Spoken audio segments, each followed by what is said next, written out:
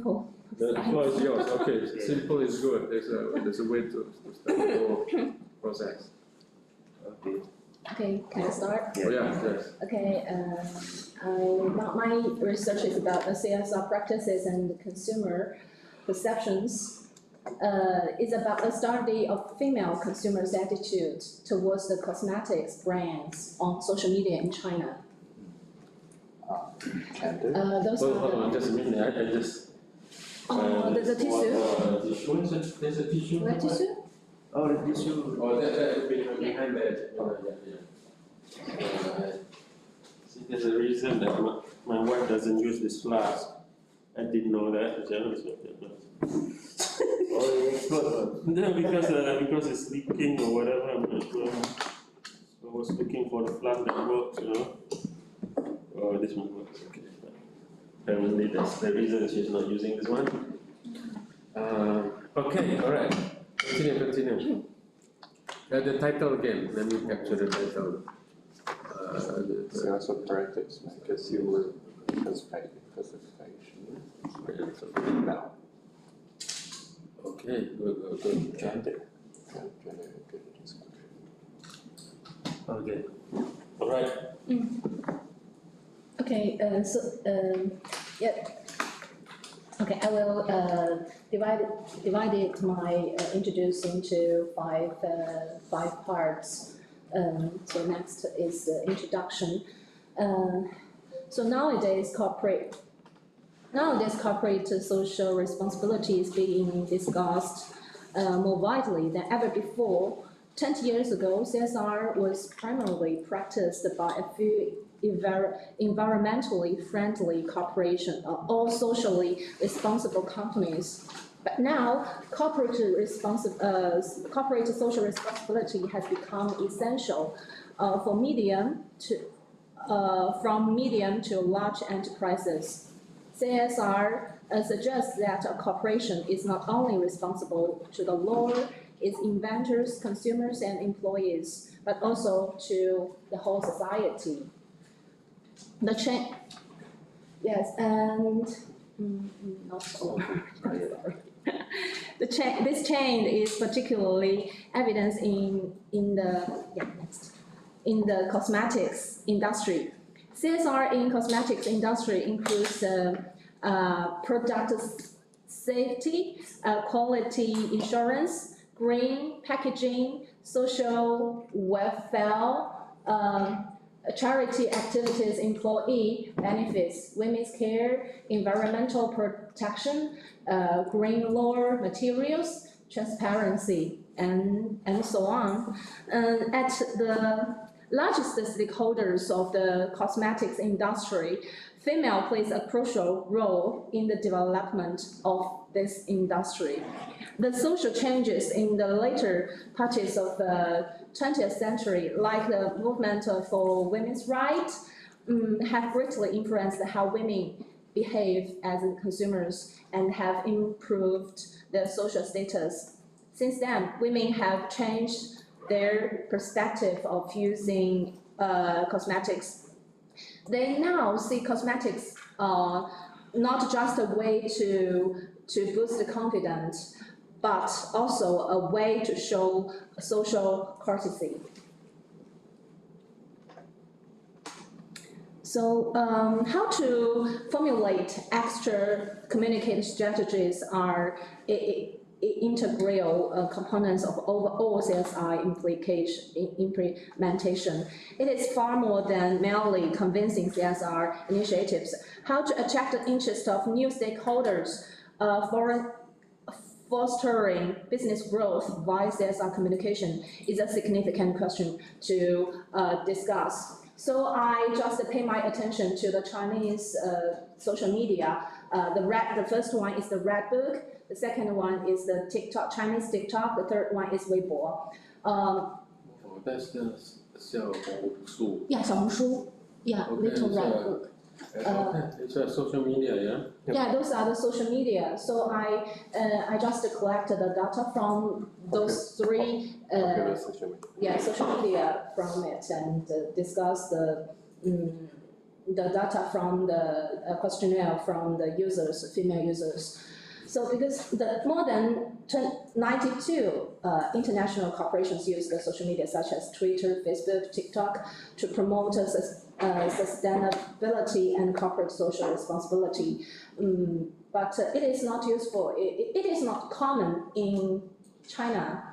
In China, Chinese corporations use the Little Red Book, TikTok, Weibo for sales activities. Female consumers are the majority of using these apps. Social media presents opportunities for effective CSR communication. Those social media platforms provide a convenient and cost-effective means to communicate their brand identity to consumers. But I have some gap of the study. The first one is sales activities can be doubted by consumers to suspect the authenticity of the sales claims by the companies on social media. They will consider some activities like the greenwashing, something. The second gap is the limited attention to female stakeholders groups. As I checked from the Google Scholar, the female consumer, the research about the female consumer is not that much. So maybe I can from this point I can dig down to find out what's the attitude of in the economic society. The third one is female research about CSR on social media is limited. Yeah. And my research questions are as follows. First, how do female consumers perceive and evaluate the CSR practices of cosmetics brands on social media platforms in China? Greenwashing, they think is greenwashing or marketing or something as it mostly show in the social media are the advertisements. The second question is what factors influence female consumers' attitude towards CSR initiatives conducted by cosmetics brands on social media in China?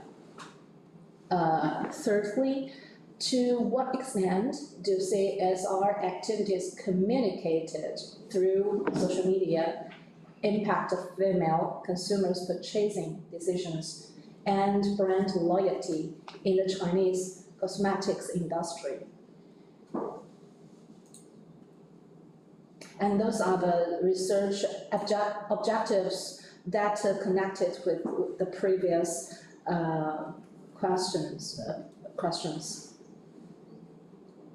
The literature review, I will do research from the following 6 aspects. The first one, the definition of CSR, the Carroll's pyramid theory of CSR, stakeholders theory, information processing theory, and typology of female consumers, the social media usage in China. And next page is part of my literature reviews. The first is the companies often use CSR communication as a way to protect their reputation or to cover up unethical practices. Companies often use CSR communication as a way to create a positive image for themselves among stakeholders. Companies often use CSR communication as a way to create a positive image for themselves among stakeholders. Social media has made it easier for companies to communicate their CSR activities and to stakeholders. Cosmetics are not just a way to boost confidence for women, but also a way to show social courtesy. Internet serves a potent communication channel for businesses. Potent communication channel for businesses, and serves as a primary method for disseminating information about CSR initiatives to stakeholders. Those are part of it. And the significance of study, there are 3 aspects: for companies, for policies, for consumers. For the companies, the study will provide insights into how they can communicate their CSR efforts more transparent on social media, and how to avoid greenwashing, how to carry out genuine CSR activities. For the policymakers, the study will highlight the need for consistent and universal standards for CSR communication on social media, and importance of holding companies accountable for their actions. For consumers, the study will increase awareness about effective CSR activities in cosmetics industry and help them make more informed decisions about corporations' journey CSR efforts. And this is my methodology. I will choose 10 cosmetics companies. It includes 3 Chinese companies, 7 foreign companies. I will use 3 methods. The content analysis, they are all activities on social media and from the CSR reports, and I will analyze them. The question now, I will find 200 female consumers from 20 to 60. The third method is semi-structured interviews. I will choose 2 companies, Proya and Waqaf, 1 Chinese company, one Francais company. Those are the companies that I will pay attention to. Yesterday, I just searched from the social media about their CSR activities, and those are the better. They have activities showed on Weibo. Yesterday, I just searched. Those are the very famous cosmetics companies among the whole world. Yes, and those is the screenshot that I did yesterday. The CSR activities that I did yesterday. So that's all for my presentation. Thank you. Thank you. Thank you. Okay, that's Good morning.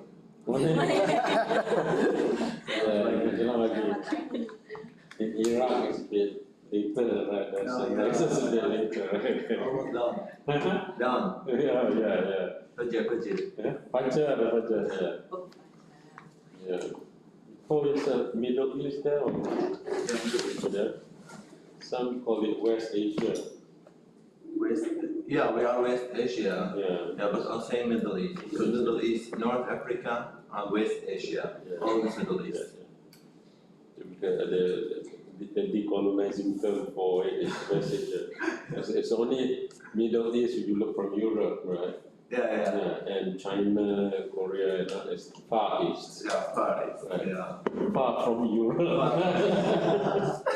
Europe is the center. So Europe is the center, right? So the world has been defined by. Until man, maybe it's the man. The man make Canada bigger than Africa. Yeah. No, US is big too, just like that. And Russia is smaller. Yeah. Okay, Jane, this is good. You have something simple and you're making this presentation in your first semester. I think you have something to work on right now. Let's go from the beginning, which is this one. So it says study of female consumers' attitudes towards consumer brands and social media. Okay, keep the title open, right? So if you need to, you will improve the title. And then, by the way, as I told you all, the title is not fixed until the end of the Viva, where the examiners actually will determine whether the title is suitable or not, and they have the right and power or whatever else to change the title. Right? And that happens quite often, by the way, quite often they will change the title. So something that you do not need to be obsessed with the title. Right? Okay, so just to note, when you use the word attitudes, attitudes tend to refer to likes and dislikes. Right? Yeah. So you might keep that term open if you want to find other terms besides likes and dislikes. And, okay, let's go to and then of course your title is also the word in China that can be a bit misleading because you're studying companies outside China too, that kind of thing. But it's okay, and then there's no big problem here. It's just a matter of changing the words and all that. And then you also talk about CSR practices and consumer perception. So there will be another term, perception. Perception is also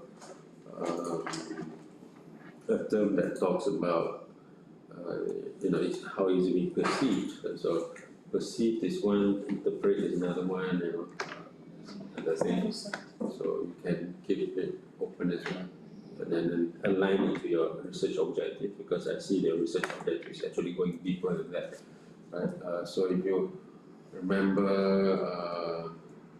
Kailai's work is on purchasing, right? Okay, purchasing. So he's interested in purchasing behavior. So right. Keeping the whole title open. All right. Let's go to the next slide. Where are we? Right. That is good. That's good. Right. Okay. Okay, well, you have the Carol's pyramid, by the way, there. So we have something like this you wanted to explain a bit, right? Right. I'm not sure you did explain it, right? So I didn't explain it. I explained the by oral. Oral, okay. Yeah. Right. So, if you remember, I'm not sure you were in that presentation or not. Dr. Wong Teng An, right, actually was challenging this pyramid, right? So he came up. His work was he was studying. Well, of course you're not in his PhD.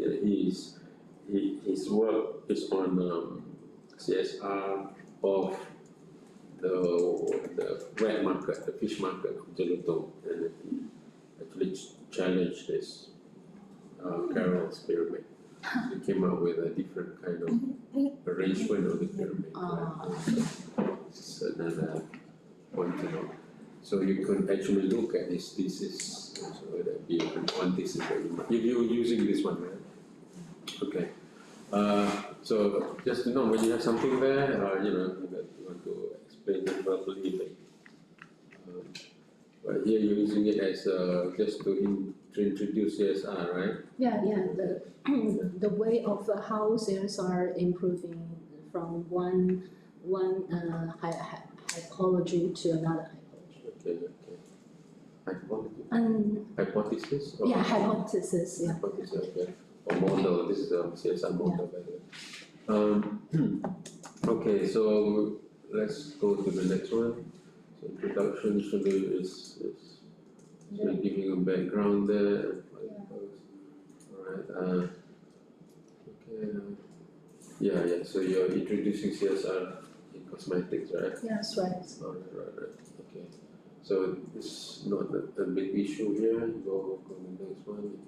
I think women's right improve this. This is the Okay. When you say social courtesy, what do you mean by social courtesy? social courtesy. I mean they need to respect the people that she meet. I mean, if we don't make up, it's not like it's not respected to others. It's kind of social necessities. So you're saying that when consumers use cosmetics, it's a sign of social courtesy to. Is that what you're saying, right? Yeah, yeah. Okay, alright, okay. I see, okay, alright. Okay, alright. Okay, alright, so you kind of dress up for the occasion kind of thing, right? Alright, go to the next one. Still positive here. So the little red book has now become social media. All these ones, I thought that little red book that, you know. Yes. The communist red book. You know what I mean? Yeah, that's the image I have a little bit. Yeah. Now it's been redefined, but eventually people forget that little red book now. Yes, Yeah. right. Yeah. The 40 years ago. The 40 years ago, right? Yeah. What do you call that little red book? 红宝书，小红书。 So, The social media called 小红书 小红书. but usually we talking about at that time the red book we have a special word for Yeah. that 红宝书 also the red treasure book the red. treasure 宝 means treasure 宝藏 Oh, 宝贝 right. Not in pressure treasure just the word would just be avoided to get a connection with Mao. Actually, it's definitely pointed by Mao. Jonathan, you got to take a chair. Yeah. Right. Okay, good. This is a good association. Redefining a red book. Yeah. Okay. All right.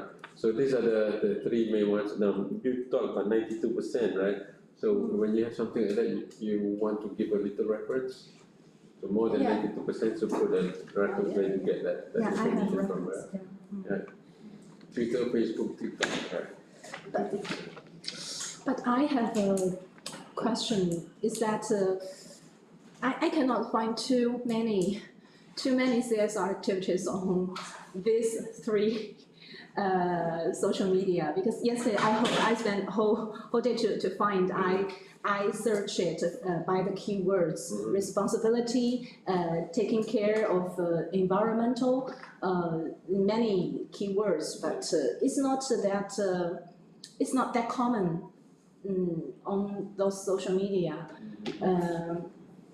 So most of it are the activity advertisements. Yes, And exactly. are the software advertisements from the whole, especially the Red Book and TikTok.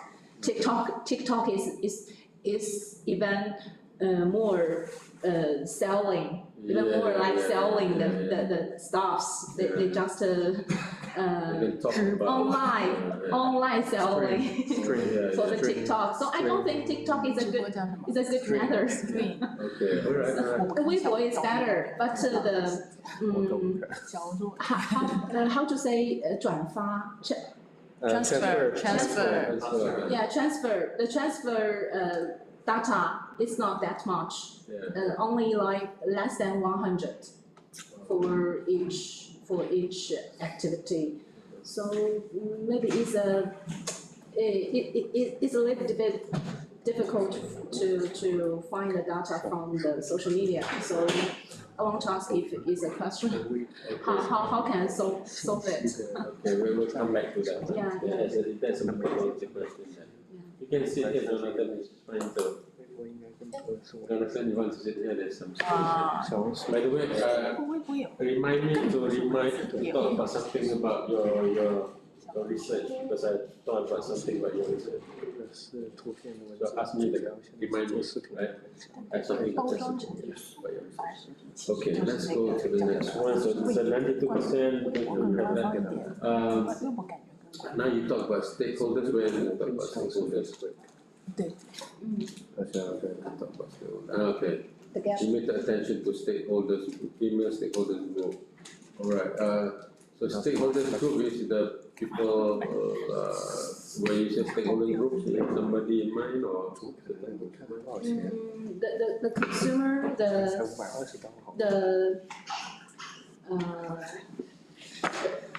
how to say, the employee. Yeah, employee and the environmental that the companies that give the products, the material 原材料 how to say raw material. raw material, raw material companies, suppliers, Suppliers. Okay. yes. Alright. So stakeholders. So when you say you talk about stakeholders, remember, bear in mind whenever you mention stakeholders, there's also stakeholders theory that would inform you. So stakeholder is a big concept, it's a wide concept, sometimes controversial concept. Stakeholders, definition of stakeholders is, as you just mentioned, it's like employee, suppliers, right? But it's also the community, right? Yeah. It's also the NGO. Surround. And if you look at how wide it can go, the term stakeholder, it can go to a very wide definition where stakeholder means anyone interested in the company, right? So something like remember there are different case studies about stakeholders too, right? So there were restaurants in Hong Kong, right, that sell shark fins, which is not responsible right now, consider, right? And I think it's WWF, World Wildlife Funds, right? The environmental groups, right? When they attack them, as in criticize them, right? So this is a company, a restaurant in Hong Kong, and then this big NGO world, transnational NGO targeting them. So if like Jimin, you're saying stakeholders is people around it, it can go outside of the country. Right? Anyone who's interested in you is a stakeholder, right? Not just people who are impacted by you being the company. But anyone interested in you. So the definition of stakeholder is rather big, rather large, right? Just to bear in mind when we talk about stakeholders. Right? I think Kailai was also using stakeholder theory, right? Yeah, Kailai. Kailai, you're using stakeholder theory too, right? So bear that in mind. Alright, female research about CSR and social relation research. Okay,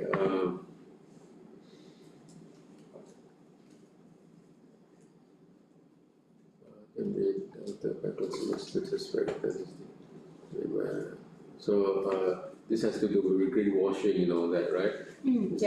Right. So it should be gaps of study instead of just gap. This is the S there.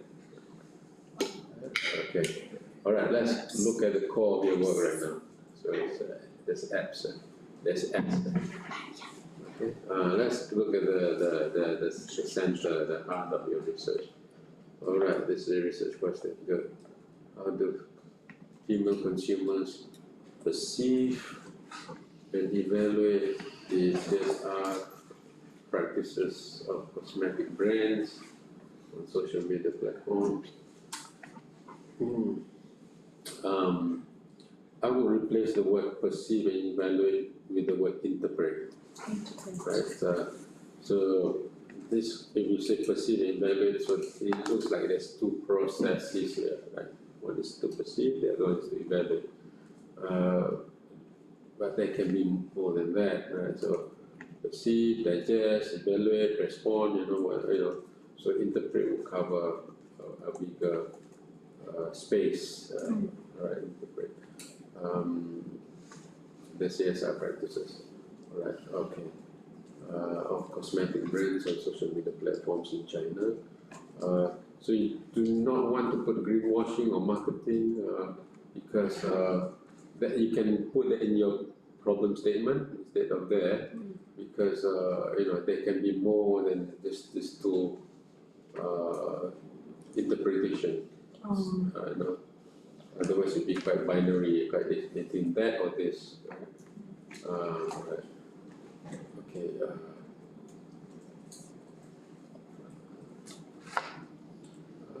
By the way, Jonathan, that's the part that you will need to look into your research, which is the response. I think we did talk about that, the responsibility part of the social media. Social media responsibility.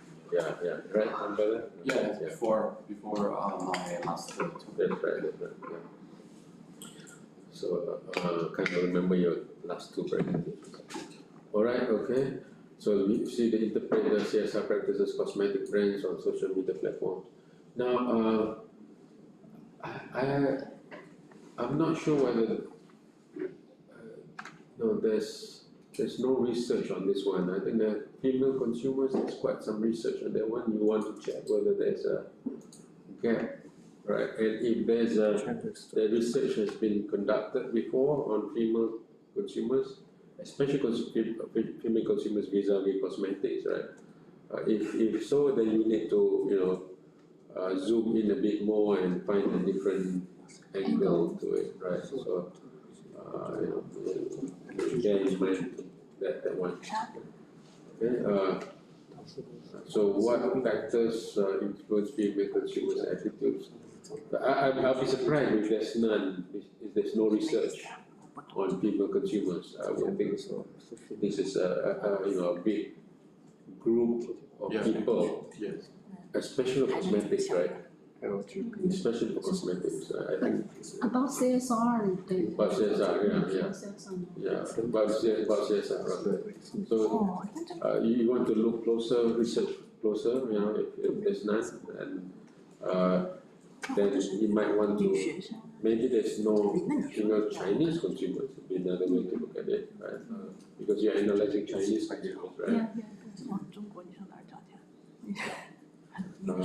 Okay, what factors influence female consumers' attitudes towards CSR? Alright, here is, you are looking at factors influence. So there's a directionality in your research now.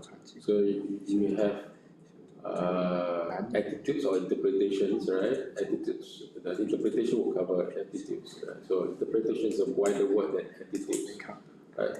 So if you have factors, then you are doing a kind of using the idea of there's a direction in you're looking for with directionality, which what influences interpretations. Right?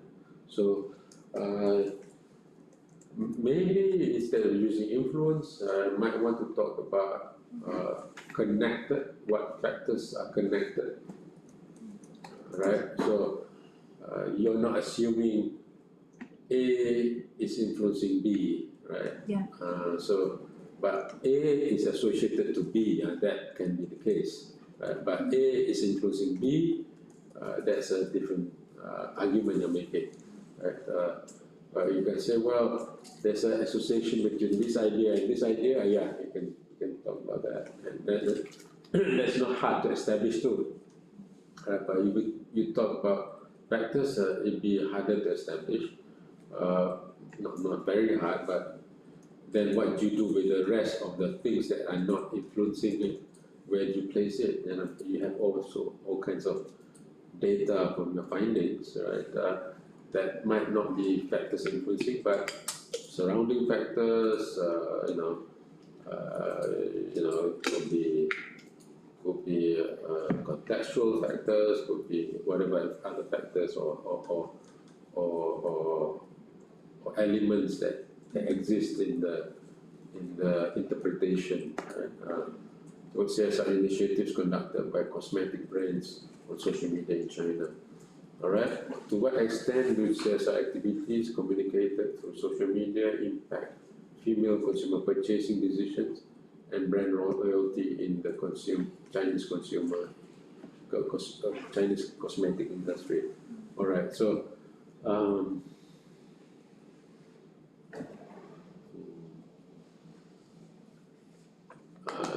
so this is another directionality question. So you are asking impact, right? Impact. So impact is almost like influence too. Right? You can research on that one. I think a better research strategy is to use the word, like the word associated with, connected to, kind of thing. Through social media. Then the question number 3 is actually part of question number 2. Can you see that?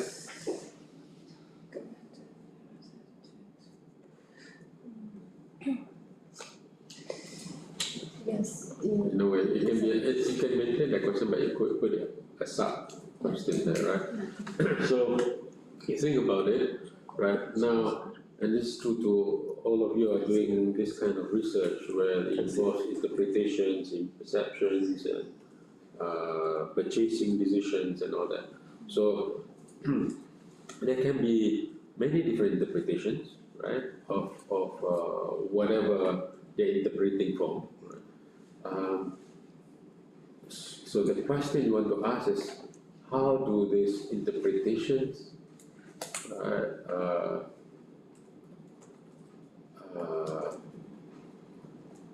what is it are being processed, digested, transformed, and all that. It's a similar thing with what Jonathan was doing, right? So now, for instance, I watched social media, right, on what is it? Hair loss. Hair loss. Hair loss? Because a lot of social media is coming towards me on hair loss. I never requested that, but they know that. They know that I'm 50 years old, 60 years old. Okay? Yeah. All right. So Always seen on the WeChat. right. Okay. Right. But according to you, in China, there's a lot of hair loss shops. Yes. Yes. Shops.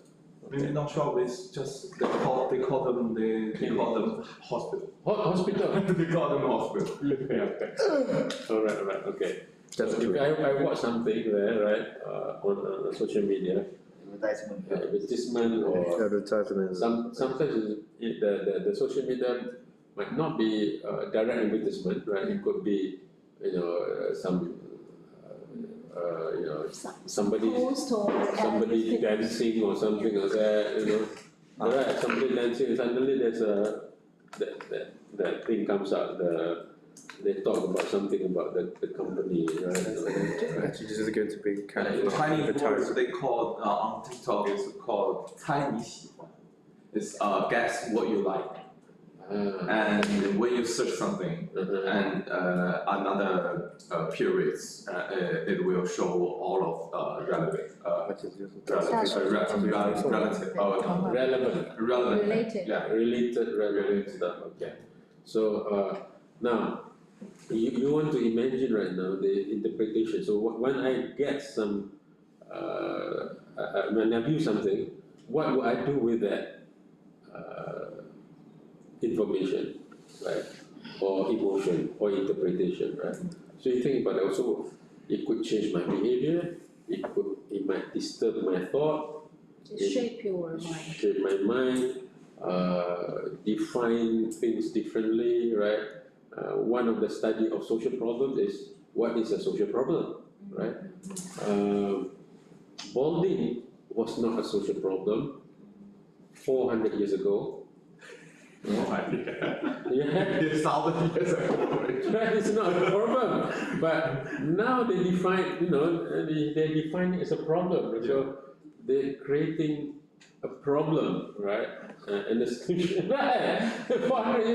Maybe it is, well, there's no problem. Right? Institution organization is. Yeah, so it's the creation of a problem, social problem, right?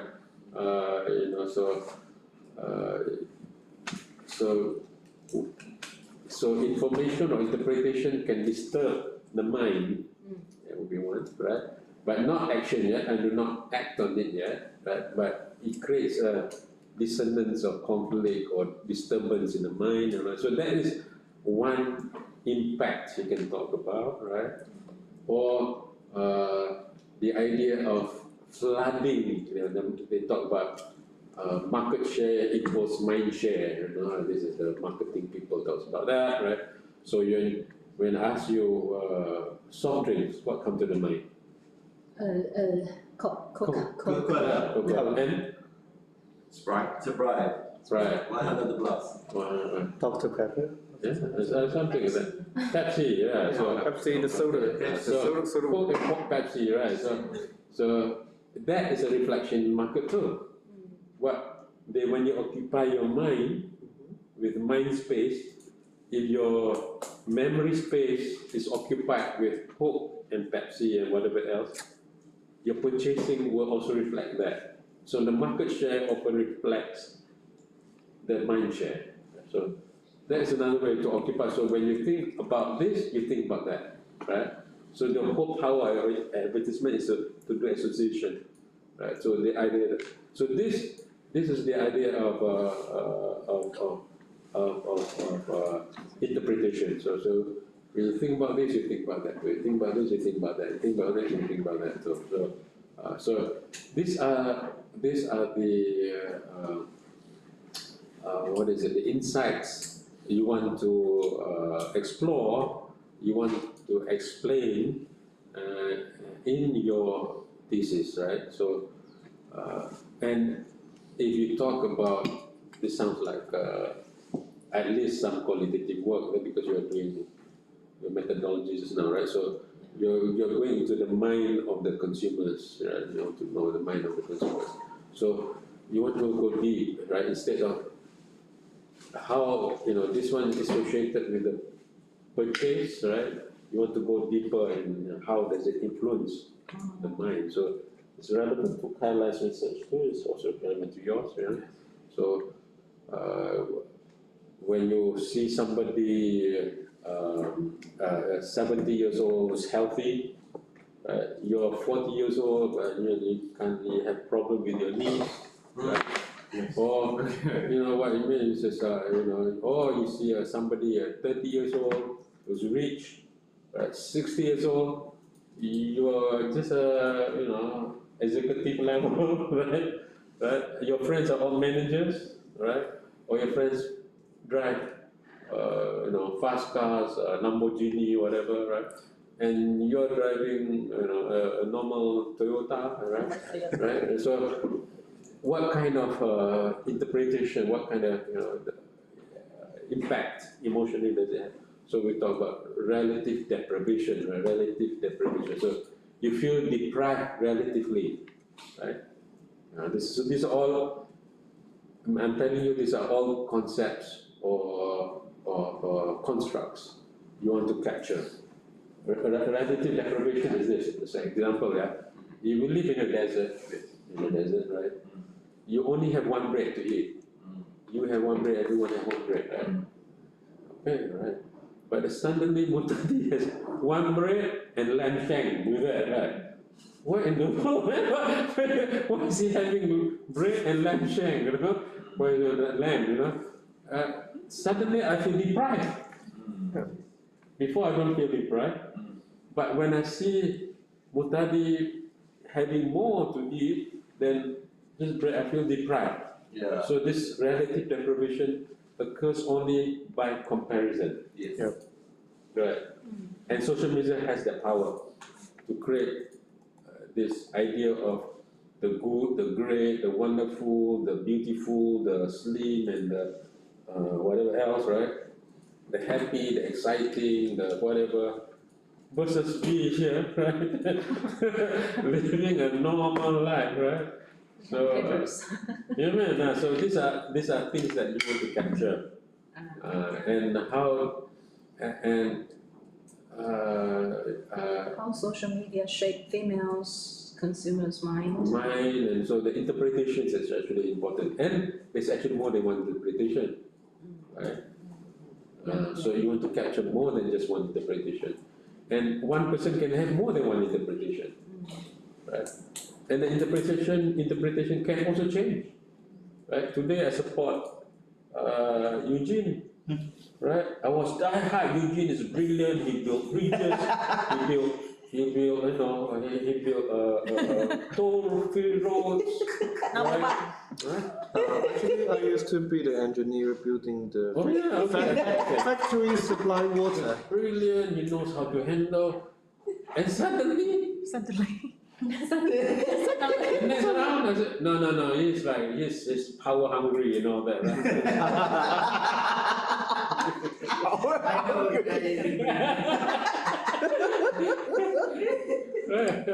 So I have a friend who did that, so it's like, he was talking so positively about this guy, and then suddenly the next line he was like, no way, this is all, everything he did was bad. And he's an academic too, so it's so bad, academic man. So by the way, when you guys are academics, right, don't trust politicians too much, right? Because politicians are not loyal to you, right? So you might be loyal to politicians. Politicians are not loyal to you, right? Politicians are loyal to power. Right. So they find different ways to get power. They'll do it, yeah? And you are fighting each other, right? Don't be stupid. Yeah? That's what happened. Oh, that happens in Malaysia too. Yeah, Malaysia is moving towards that more and more. So it's like so interpretation can also change, right? So so sometimes you want to capture all these nuances, this mental, emotional dynamics when you study something like that, right?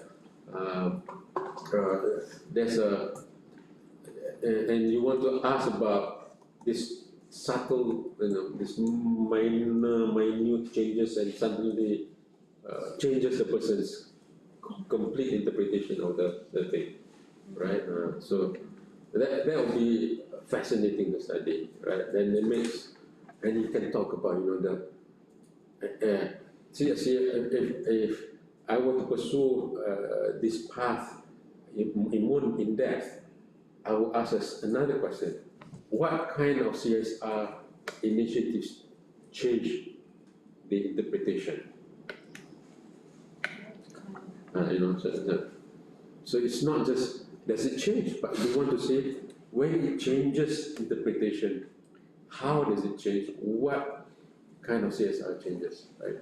So at what point that at first I support Eugene, and then suddenly I support Jonathan.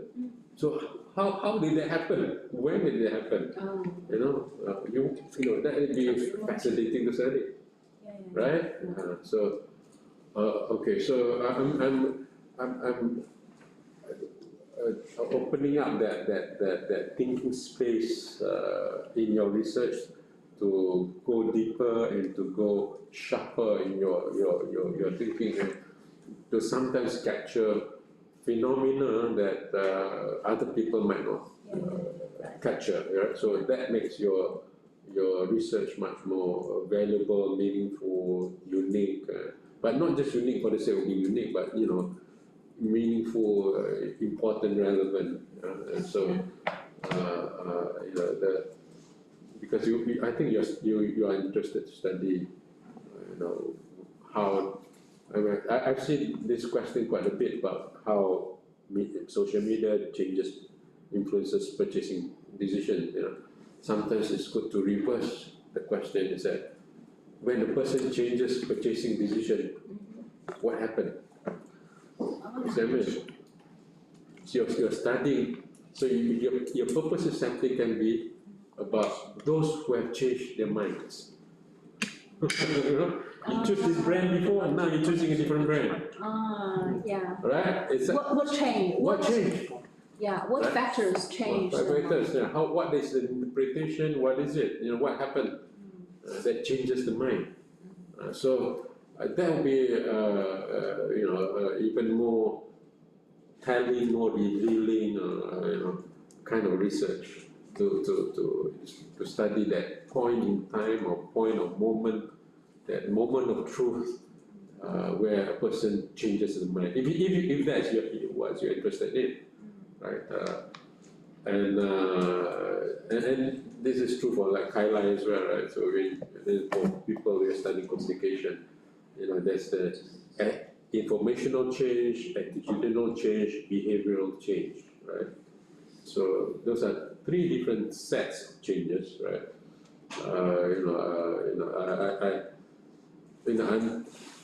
Who smokes over here?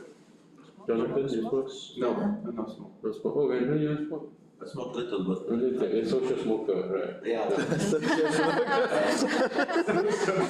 Social smoker only smokes around people, right? Yeah, something like that. That's weird, you guys don't smoke, which is a good thing, you know, it's not a bad thing. Right, I'm not saying it's good, and I'm not saying you shouldn't smoke. You ask smokers, generally they want to stop smoking, right? Generally they want to start smoking. But then the point here is, do they have the knowledge to stop smoking, right? So when you help change a person, a smoker, one level is to have informational change, right? Yep. Do they know before? Do they know now? So you can measure the information change, right? Do they know is the way to change their behavior? Before they do not know, now they know. That's informational change, right? You can measure that, you can have that. Attitudinal change. Attitudinal change is, I do not like McDonald's because McDonald's is supporting Zionists and Israel government, right? But I still like. I still like Big Mac. I still like Big Mac. I still like, you know what I mean? Example. Logic. Yeah. The information doesn't change my attitude, right? Yeah. I have the information, but you know, I know smoking is bad, but I still like smoking. I can agree. You know what I mean?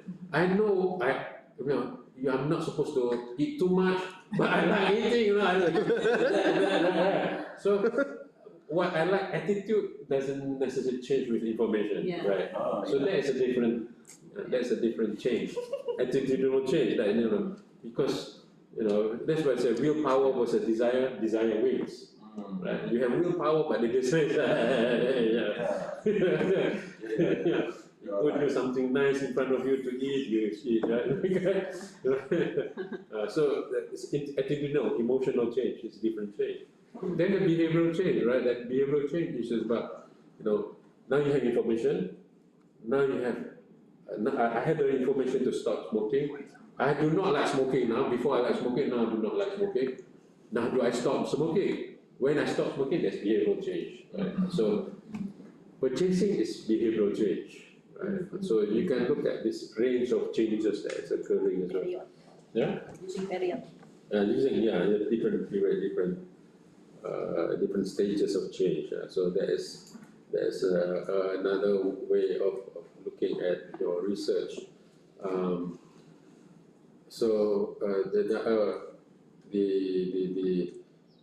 The research, it's instead of studying something at a superficial level, you're going deeper and you're capturing different aspects of interpretations and different aspects of the person's mind, emotion, behaviors, right? So and then you can conceptualize a research that is much more meaningful, original, and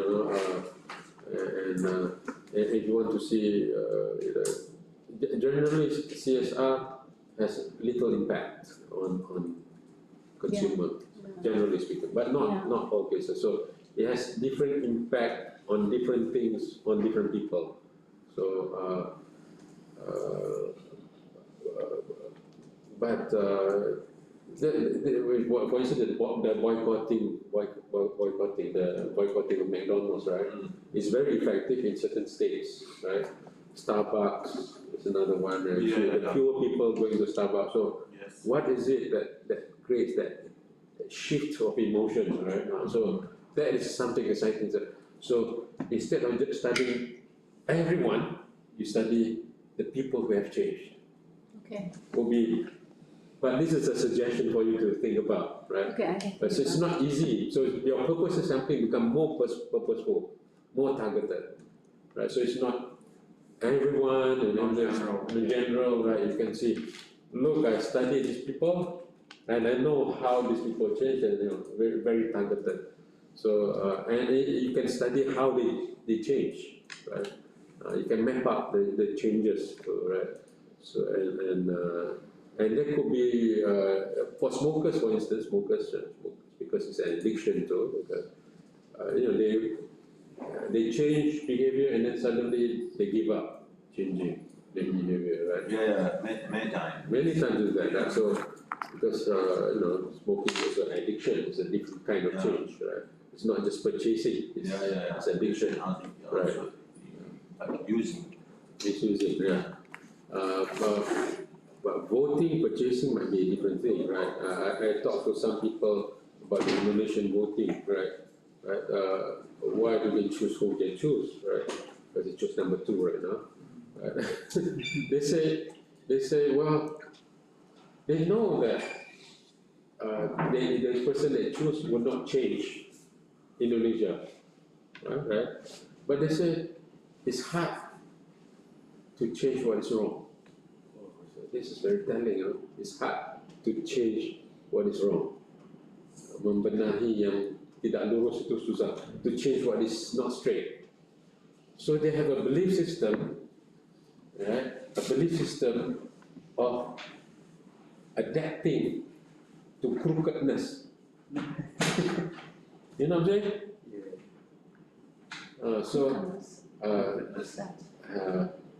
If you live in an environment of crooks, if you live in an environment of gangsters, if you live in an environment of crime, if you live in an environment of hopelessness, right?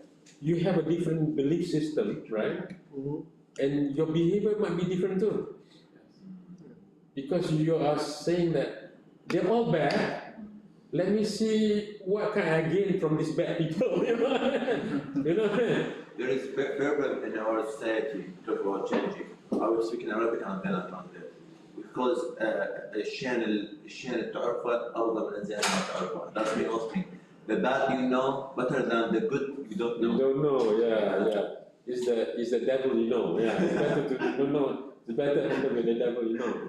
So let me repeat what I said just now. So this is to capture the belief system.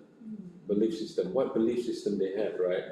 And the one I was interviewing is, by the way, they voted for number 2, which is, I heard what was the mind, was it when he decided that he knows that the person, person number 2 is not good, and he has the belief system that it's hard to change what is not straight.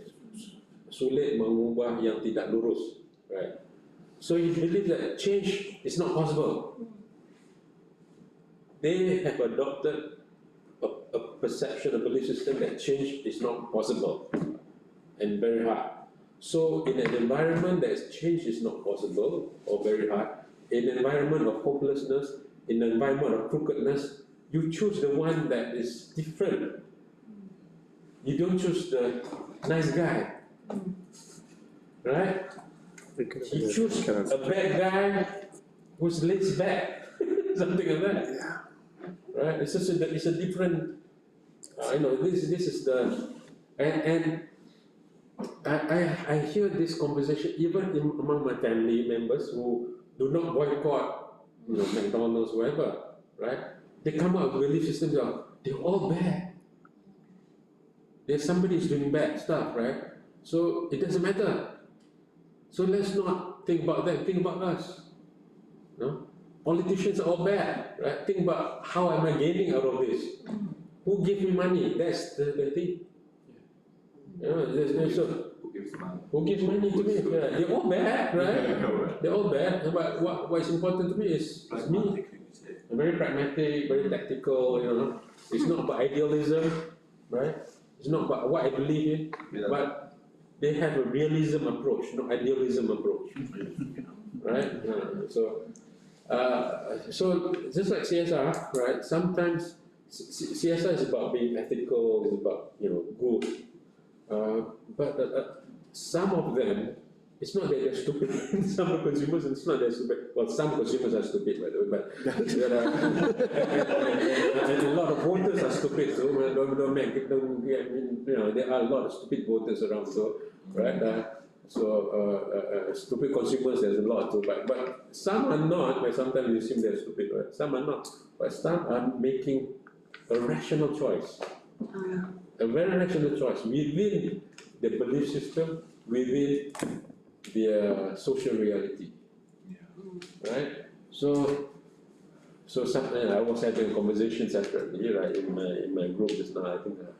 I think you're in that group, right? So we're talking about democracy, the democracy doesn't die. So I asked a question. They were saying that democracy is not politically correct. I mean, democracy is dead and all that. I said, well, I have a different, more politically incorrect question. Is democracy suited? The current style of democracy is suited for Indonesia, right? By the way, democracy that is conceptualized by Plato's Republic, is not the democracy that we conceptualize now. It's a republic, right? Only the select few women do not vote. Only the select few vote. It's more like the Shura system. It's closer to the Shura system, right? So you don't let lambs vote, only leaders vote. Only the select few can vote, right? Because you have bozos voting, clowns voting, stupid people voting. So they use this. Stupid people who vote stupid people. They say, well, I have a picture yesterday which I'm showing, and then Gajah Mada and Prabowo next to it. It's like the image. This is it's like. Anyway, this is Indonesian politics. It's like different. So they have images of, instead of rationality. So So going back to the whole idea of choices, or the idea of choices, right? A lot of this capitalist. Free market choices are controlled by 2 or 3 big companies, by the way. They create false choices. You're actually choosing like 2 companies or 3 companies. They own the choices, right? So, the choices are sometimes created also, right, to confuse people, right, based on their belief system. So these are. Sometimes people see difficult to choose. Difficult to choose. Difficult They to choose. follow the heart. Follow the heart, they follow whatever. So what do they follow? That is the question you ask. So going back, like Jonathan, the point I want to note to you is this: where does that ethics come into your the work, the research? Where does the whole idea of how do you bring in ethics into your research, right? How to bring ethics, right? So relevant, going back, you just listen to my conversation with Jane, right? So the question your research that you might also want to ask is, now, how concerned are you about companies who are exploiting this, doing that, all that? You want to go deep into that, not just the company's CSR activities, which is you have there, right? CSR practices, right? But you want to explore deeper. What do you think about this? What do you think about that, right? Yeah, I mean, Yeah, as you suggest, as you have suggested me, I have a question that you want me to do research, maybe I can do the research that changed their mind. There are actually some people, some female consumers changed their mind from the international big brand into the domestic brand. But I'm not sure if I don't know if the CSR aspect factors, it's the one, yeah. it's the one to influence them. Yes, yes. But maybe I can do the research about why they changed from the international big brand into the domestic small, just a little brand. Maybe it's because the price. Maybe it's because the raw material. Yeah, but I don't know if the CSR can I just Person's decision that. Yeah. So my response to you is, by the way, I'm not asking you to do this research, right? I just want you to think. So you are at the beginning stage of your research, right? So it's good you have the opportunity to design your research right now, right? So you do not have to change. I'm not telling you to change the research, but I want you to just think through the research. So in that case, the sample can be those who have changed their mind because of CSR. Those who change their mind. Okay. Because CSR. Now, the example will be what where's highlight by the way? Like that. The case of food industry, when people the baby food, the milk, the baby milk formula, right? Baby milk formula. I think 10 years ago or something like that, right? There was 10 years we have a earthquake. Poison. Okay, yeah. Poison, yeah. They put in melamine into the milk and then babies die, right? I thought it was educated. So people change their behavior. They stop buying Chinese branded milk, right? They buy New Zealand, Australian, or something like that, right? So that was a major change. There was a major change, right? So there's a definite change because of CSR. But CSR is product responsibility. So there are different types of CSR, right? One type of CSR is product responsibility. So CSR is often associated with the other aspects, which is community, environment, employee, workplace CSR. But the most important for me, maybe, is the product responsibility. The one, not the most important, but very important, because when you're responsible, company is responsible for two things: it's the service or the product, right? Basically, you do not want to sell product that harms people. Right. So, product responsibility is one of the primary responsibilities of a company. Yes, I think so. Right. So now, the final word I want to tell you is this. Before I go to methodology, the final point I want to say before I go to methodology is this. You know about Body Shop, right? So Body Shop is a company that's founded on CSR. Anita Roddick. Yeah, I didn't choose it because it didn't go to China. Why didn't you go to China? And Lush, L-U-S-H. Yeah, Lush, yeah. All right. No, I really want to make the Body Shop as my example, but it's very hard. All right. But there's a story about Body Shop too, right? So Kyla, you missed an important conversation as well. Because we are talking about your research as well. So you can go to YouTube and watch it. YouTube. 没有 Anita Roddick, right? Her comment about CSR and all that.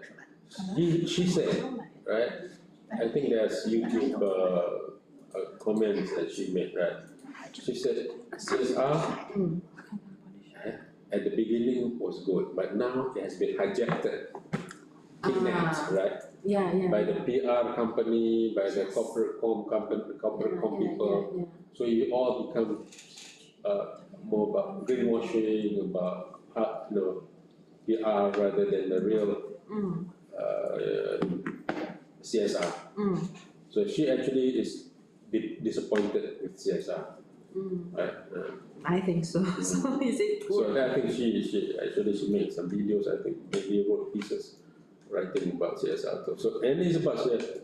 Her company was founded based on CSR. Basically, she was against animal testing, right? Yeah. That rabbits or monkeys have to become blind because of the testing of mascaras and all that, right? Just because we want to look beautiful, therefore monkeys must die, right? And we define what beautiful is, right? We create problem and we create solution. The solution is the product, right? Yeah. So the idea of what is good, what is bad, what is CSR, what is not CSR, also you want to explore. So cosmetic industry is one industry is very relevant to CSR, by the way, because how one of the I'm not sure about this Botox thing, that Botox and all that. Botox, right? The one that they inject into the mouth, the chin, and all that, the face. Yeah, Botox in China, no? You mean that? In Indonesia, it's big. Oh. Huh? Indonesia is big. It's big in Indonesia. Even the Is harmful? example, yeah. They make the chin more Yeah. It's very sharper. popular now. Is it Yeah, it's surgery? really popular in Well, China, actually, what kind of surgery you you? make the lip sticker. I think the injection, right? Chinese people do not like big lips, I know that, I know that. I know that. The shape. The sharper chin, Yeah. and the cheekbone is like Botox. Maybe there's some other chemicals, I do not know. Famous from Korea. Korea, yeah, Korean and Korea. The South Korean are into, changing the face. Cosmetics. Cosmetic surgery. Changing the nose, right? So much so that Michael Jackson was born a black guy. Yeah. She died a white woman. Yeah. 没有，他没白癜风啦，医生是会哦。它是白癜风。 It's a surgery. Yeah. It could be some kind of a surgery Like a white woman, right? to Born a black man, black boy, he died like a white woman. Oh, he changed his White woman sexual. doll. No. Just figure.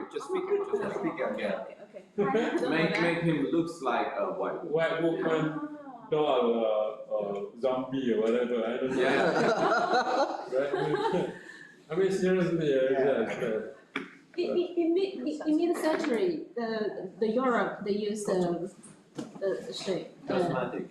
Yeah. Cosmetic. To the princess and the queen, they use the very white. What's that material the whitening, the whitening?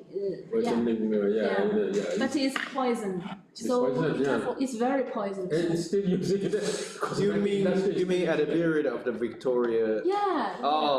The kind of metal or the powder contains some 是含铅 Bleach, right? Bleach. BLEACH. Bleaching. Bleach is something you use to wash white clothes to make it whiter, right? Yeah. Clorox. Yeah. Clorox. What do we have product in Indonesia? In Malaysia we have Clorox. Bleach. That type of thing. We put the children's clothing, right, or white clothing to make cleaner. Right? So it's easier to make. Right? By the way, it's the number one selling cosmetic product in Southeast Asia is whitening products, whitening cream, whitening hair, whitening Hair? no hair, don't want hair, don't want white. And even whitening, for Malaysia is big. I think Indonesia is big too. I think whitening cream, even to whiten your armpit too, something like that. Right, advertisement on that one too. They've gone through that. It's the biggest.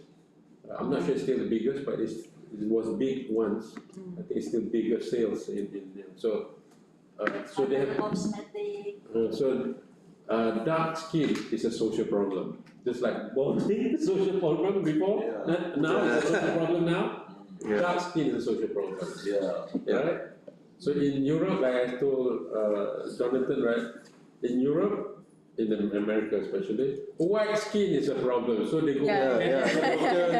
Just salon. They have this salon, you know. You lie down there, you put. X-ray vision, whatever ray, and then you become brown. Actually, I think the Donald Trump have done this kind of session to make him look more brown. So you look like you went to the beach or something. Someone. The concept is changing, and the face color and the body shape. The body shape is changing as well for the female. Just because the society, the capitalism already shaped this kind of idea. It's becoming kind of ideology. Now they're going into the men's world right now, right?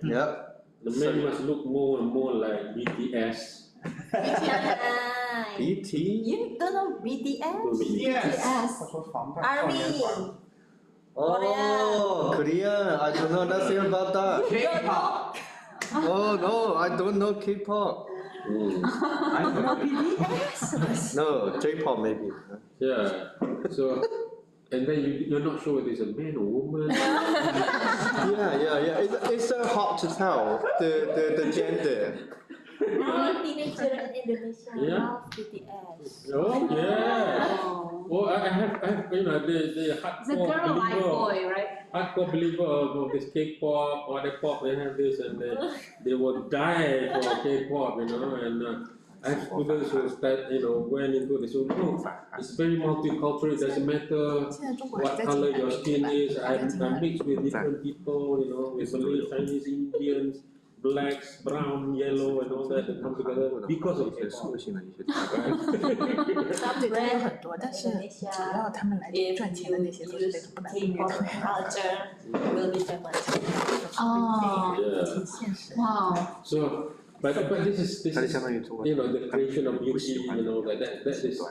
You explore, go deep into this one because this is something that you want to look into the interpretation of beauty. What is beauty? So Maybe define definition of the beauty is also. Yes. It's associated with your research, right? So I'm having all the discussion with you. Actually, I'm just opening up the space, deepening your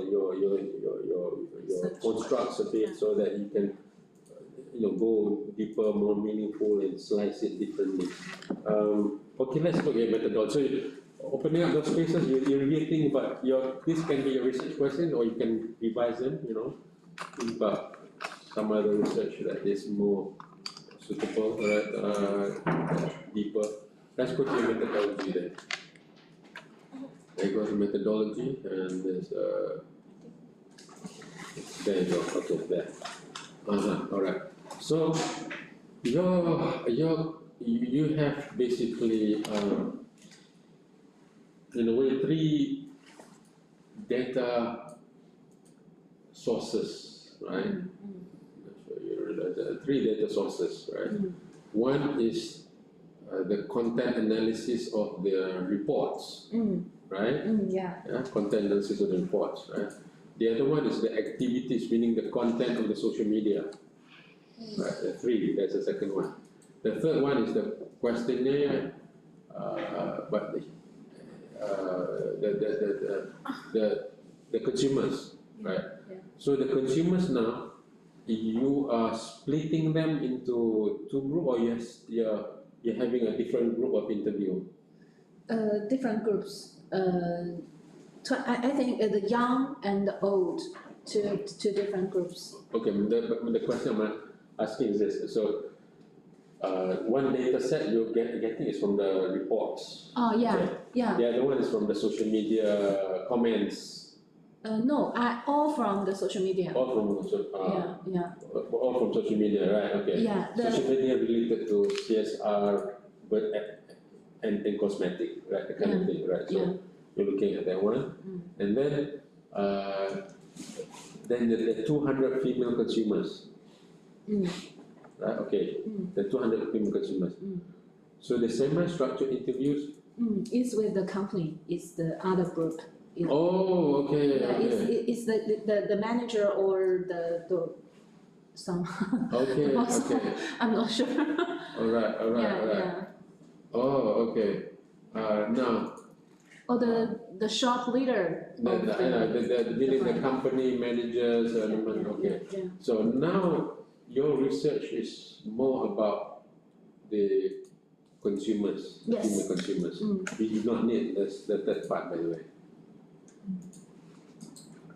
You're interviewing the companies, right? So you do not need that part. Unless you want to know how unless you're doing what Kyla is doing, combining the perspective of the company and the perspective of that. If you're not doing that, you're just focusing on the consumers, you do not need the third one. Oh, don't need. Yeah. Semi-structured interviews of the two companies. Okay. Right? Because if you look at it, your research questions do not need a third one. Yeah, I think so. But I want to know more the statistics from the selling, the marketing statistics. Okay, I see. All right. Yeah. Oh, all right. So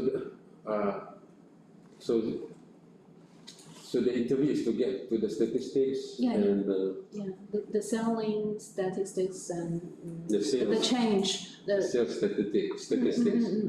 Okay, so that is secondary data.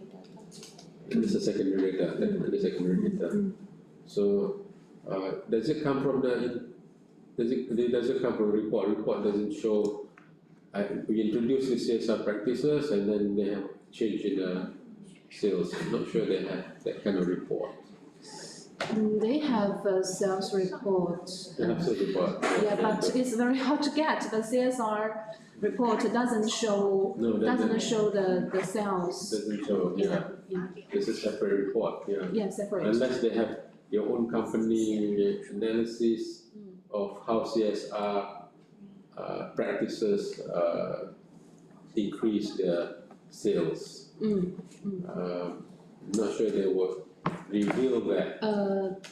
I mean, I just checked the CSR activity from the social media, and at that time, the sales would be increased or the same. Yeah. Yeah, so this can make a conclusion that If possible, it's possible. So the secondary meaning from the content analysis of the CSR report, as well as the annual report. The annual report. The company report, CSR, and then the company has basically two reports. One is CSR report, the other one is the financial report, right?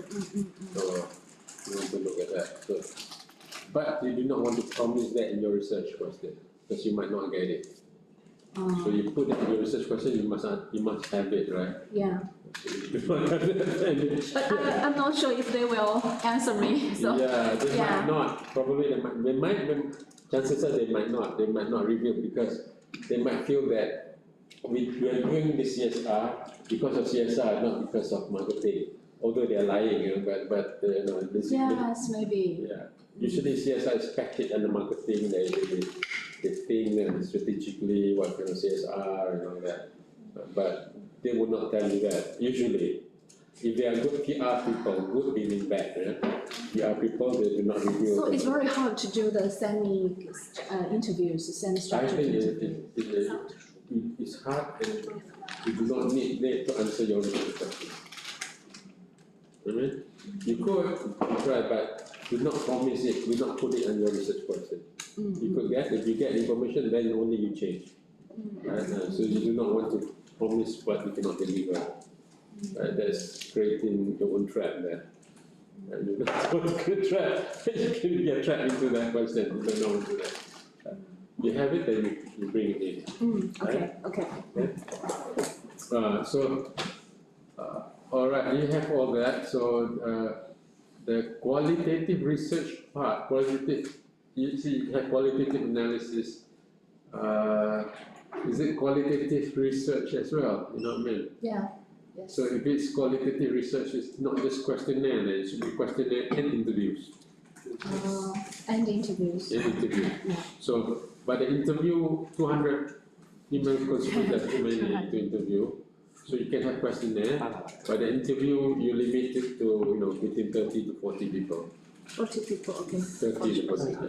他说他问证件，他要分年龄区。 This is where you might want to think about your research design 还写着， because the 如果访问200 findings from your questionnaire can inform your 做 interview. 200的话，一个人单独 So you can see some connections from the questionnaire, and then you can go deeper in your 就是访谈 interview. 少一点。 Yeah, as you think about carry deeply about the questionnaire, how can I get information from So from the questionnaire concept, the questionnaire can help you find out who have changed their behavior because of CSR. Yeah, And then you can target people, and go for interview. Yeah. Right? So now you become a sequential research, a mixed method. Right? Yeah. Mixed method. So you have the quantitative first, and then you have the qualitative, which means it's the explanatory research. 日后世界你还搞。 Right? Okay. Okay, there you have it.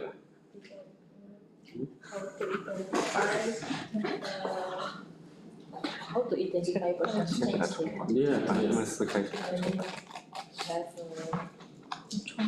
construction. 手冲。 To construct the questionnaire is make more literature review and also preliminary small subject. Yeah, pilot tested, of course, yeah. Pilot tested, yeah. Why do you have that? So you could go with it. Oh Lane. Is it? I just taking off, right? just make sure my neck would just Oh. in the right position.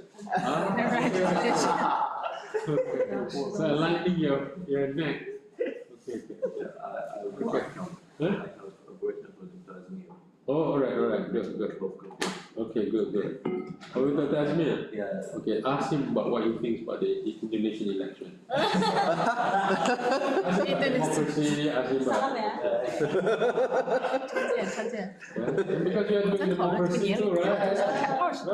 年龄跨就是为了答呀， Yeah, he does. When he married Indonesian. 就是消费观念，消费观念。 Not just that, because by his age. See you then. 20岁，本来我是在18到55岁，但是我觉得这个年龄不好建，不好建议。 Rangkul semua jadi satu lagi ni. 这要是够很好这样。 Kita udah marah-marah deh, ngopi-ngopi di atas. 有人是18到55。我个人建议， Okay, Jane, you have questions you want to ask before we go to Joanne? Yeah, do you think the 20 to 60, the 60? We're discussing about the age. the age class. Okay. All right. This is where how you want to slice it become important in choosing the so if you are talking about the age group, right? So you're making age group an important aspect of your sampling. Is it important? Maybe it's not important. Of course, you can understand babies, right? And teenagers are also very impressionable with this. Teenagers are, they are crazy. My son have cosmetic he will listen to it. He has this cosmetic, whatever man product, whatever. I said, Ayah did not have all this. Lotion and No, whatever, I don't know. Do you use the men's products Huh? So, Itu mesti yeah, but you know what? I'm not sure. Yeah, whatever. It's normal. If you use lip balm for men, My son is very masculine. It's a bit too masculine. Yeah, my son is very masculine. Thank God. I mean. alhamdulillah. Because lip balm for But he's a men. bit too masculine. He's the masculine, the strong masculine bodybuilding, you know, a bit too masculine for me. So like he can use a bit of feminine touch, by the way. By the way, that's actually the group. If you look at the research right now, that's being left out most. Is a young male, teenagers, youth. They're being neglected by globalization, neglected by development, neglected by education, neglected. And in the States, this is the group that they say this is it's a time bomb. Waiting to explode. Because if you don't because when people talk about women empowerment, right? They don't talk about men empowerment, right? Gender, girl power, not talk about men power, right? So this group of people are being left out, you know, and they're searching for identity, strength, and they are a strong group of people. And this is the same group of people who are supporting Donald Trump. Yeah, it's the same. They grow up with support Donald Trump. So there's an article in China by I think Time Magazine Economist that talk about Chinese youth, the youth. So there's I think in China there's a realization that the youth, an important segment that is understood. Right? So maybe, I don't know whether you want to include, but it's up to you whether how you want to slice it, right? Or you want to do a comparative study between different groups. Maybe big group would be interesting too, because different social media has different what was it?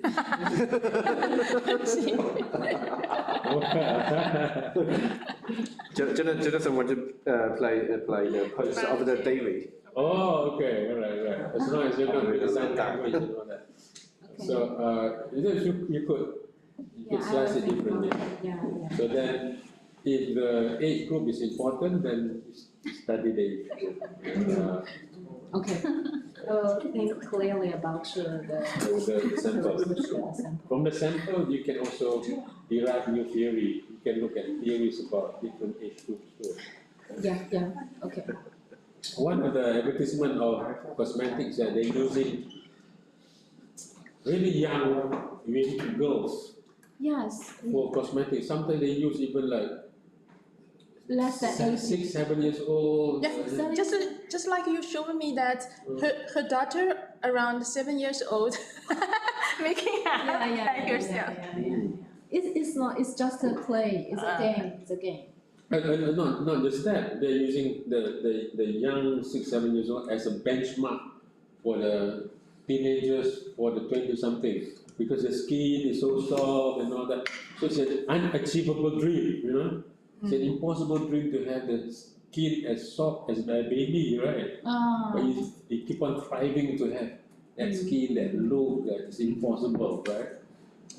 But you see, this is where what I was telling Chimi last time, that this is where you bring back the Chinese tradition in your research, right? The Chinese society, traditionally speaking, value older people, right? We respect old people. Being old is actually good, right? Hence the word lao, lao po, lao pung, lao shi, right? So it's associated with respect, with affection, you know, right? How could you, maybe don't call our wife and husband my old husband, right? You don't say that, right? But that's what they use in Chinese when you call your husband. Old husband, old wife. You translate, you do the translation, right? But you see the difference. In Chinese society, they even respect the old even more, right? That's why we have Confucianism coming in, respecting the old. So, so you know, this new thing, cosmetic value system, is shifting this Chinese values from valuing the old towards valuing young image, you know. So they put the baby's face and all that. You cannot thrive. It cannot be baby forever, right? Right? And then the male is supposed to be like that too. Now, you know, the male is like the female. It's almost like the same thinking right now, right? Yeah, so Whereas in the Chinese society before, they had, you know, the people like, right, the beard, you know, that's like looking wise and strong and, you know, So the branch of higher, Dr. Higher is a Chinese brand. It is focused on the elderly women. So they just showed from the advertisement or the sales activities to protect the mother, the elder women, and they just their products are for the higher. For the elderly. So it is very have good selling, good statistics of selling in China. I think the elderly women is another very important point to discuss as well. And this is why. And that's an important definition as well. So what's an elderly? What is growing old? How do people, especially for women, right? Women do not want to grow old as much as possible, right? But you know, growing old in China, is it a bad thing? Is it a good thing? You know, so in your research, and I'd like you all to do that too, right? Don't forget your tradition. Don't forget your value system. Bring the value system in your research too, right? So you ask the question, you know, before in our society, you know, women or older people have certain respect. Would this change that value system? Would this change, you know, the idea of beauty is associated with youth? In fact, not youth. They're stretching to teenager. They're stretching to, you know, the baby image, the toddler's image, you know, of beauty, which is cannot be achieved forever. For women, it's an unachievable dream, right? Otherwise, you end up like Michael Jackson, basically. Right? Yeah, it's you know, like a white female doll, right? And then male wants to become that white female doll. They turn into BTS, you know, that the South Korean K-pop group, right?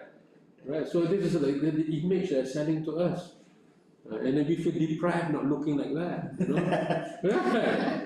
We feel deprived not looking like that. Teenagers will deprived, you know? So the evaluation. I'm okay. I'm happy with it.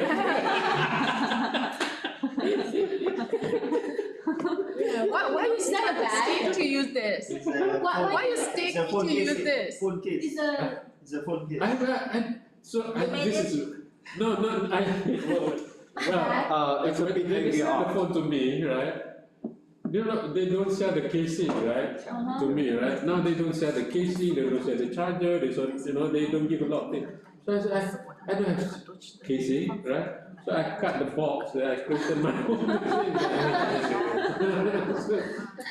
and then it becomes problematic a bit, things came up. So I repair and reuse, not have to repair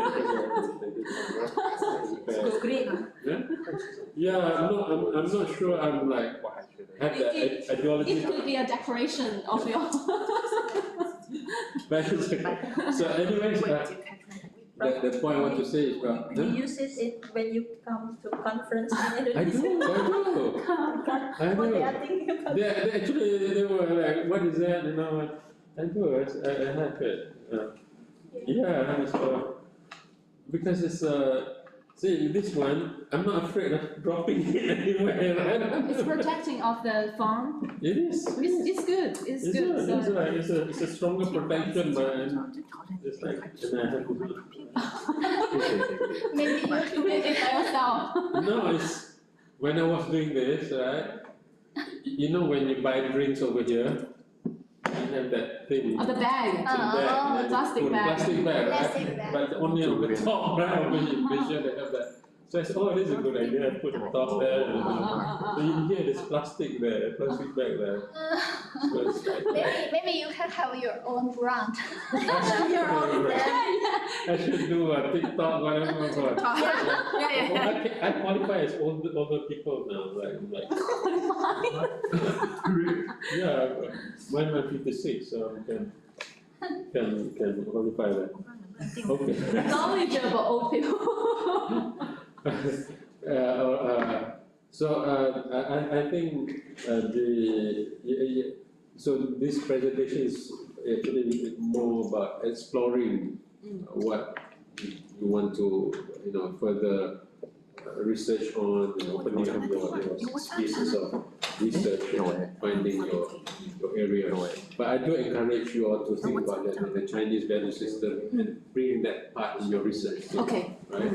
So Value system of beauty. of beauty, Chinese beauty. What is Chinese beauty? And Chinese have certain concepts. I'm not sure what the Chinese concepts are, but I know all is respected.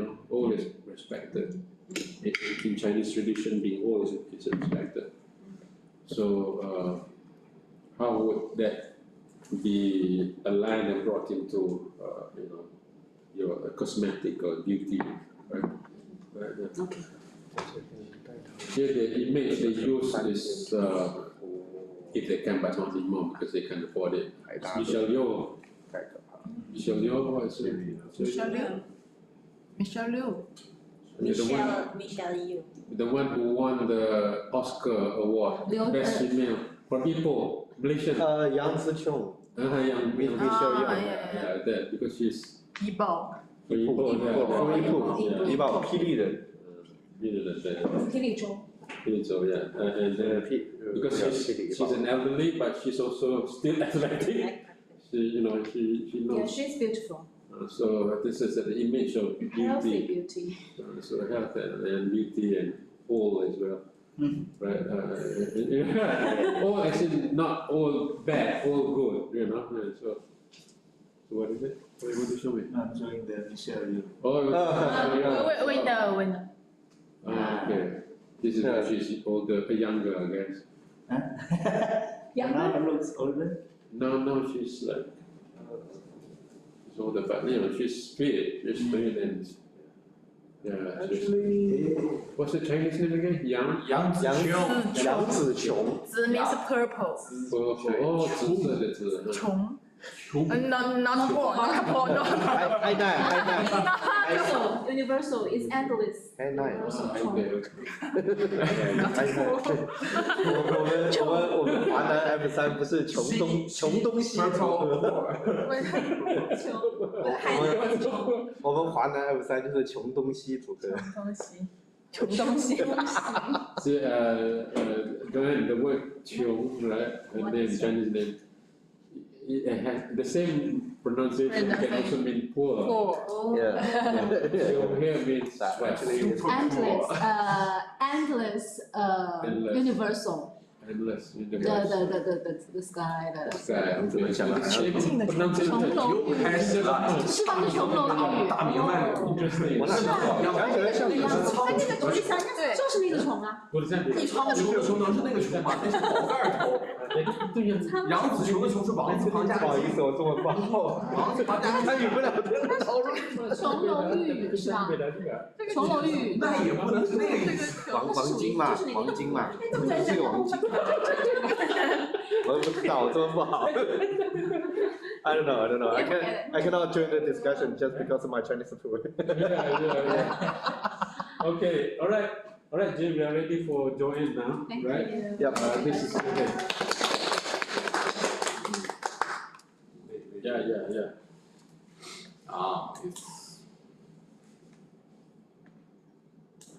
Oh, I forgot to tell my student to come. I forgot again. Who? The Chinese student who married a German guy. She said she's interested. A Malaysian Chinese interested to pursue, and so I told her to come. Yeah. maybe the next one, but the next one is online, so. Okay, Joanne, yours, yeah? Yeah. Okay. So,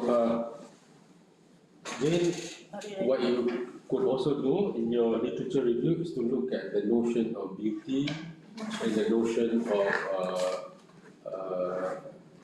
growing old in Chinese tradition, right? In Chinese literature or Chinese.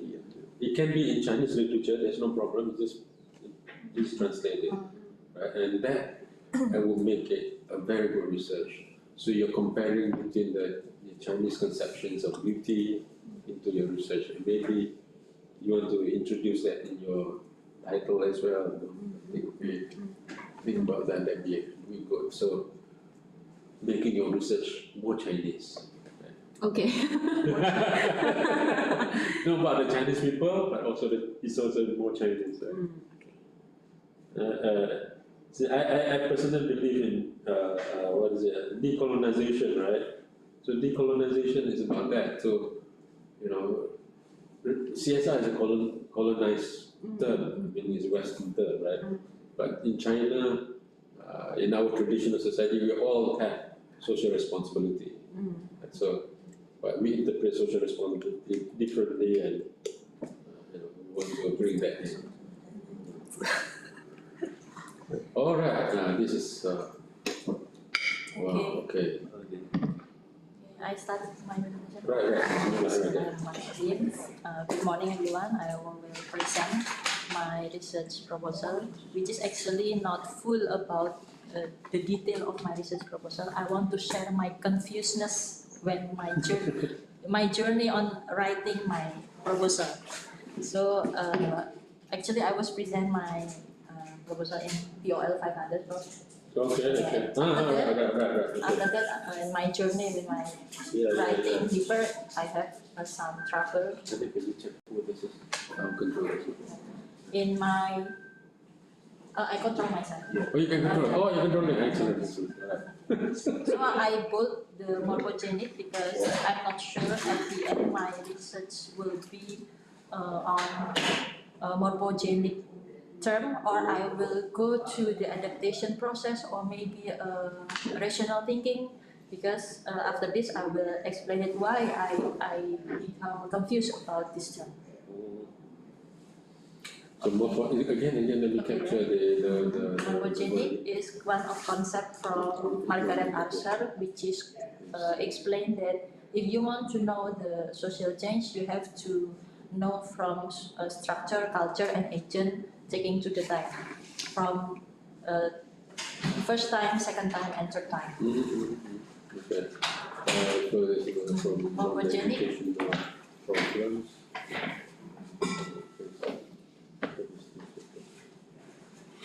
Okay, alright. So my background about the research is the importance of demographic dividend in Indonesia. Was start their demographic dividend since 2015 actually, and continue to 2045.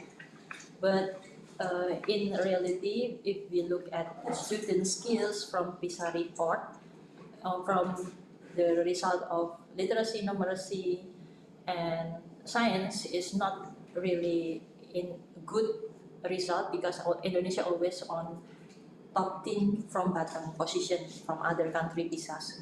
So this is to do in with this PISA report. Okay, PISA so report. another issue is about teacher, which is quantity and quality teacher in Indonesia is very serious, because we have unfinished homework in teacher crisis and the professional aspect. Which is in the teacher crisis, in this part is Indonesia face crisis teacher in 2024 about 1.3 billion. And then in the professional aspect, if we look at the standard and this process, the standard in Indonesia, teacher must be hold bachelor and educator certificate.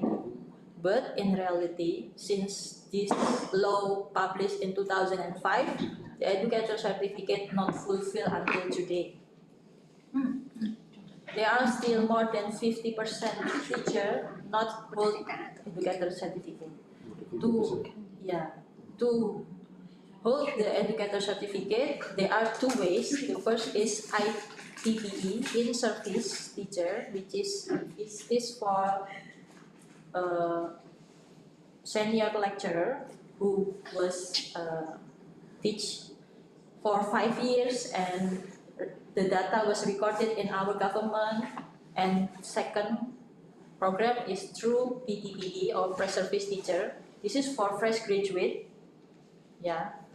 No matter you come from education or non-education program, you can hold educator certificate if you pass the pre-service teacher professional education program. So there's two ways to. Two ways. So my research focus on this group, non-education, students not come from non-education background, and they go to PTPE, especially sociology subject. Because if you look at the sociology applicant in Indonesia reduce every year, like UGM or another university, and other research show that sociology is one of regretted program.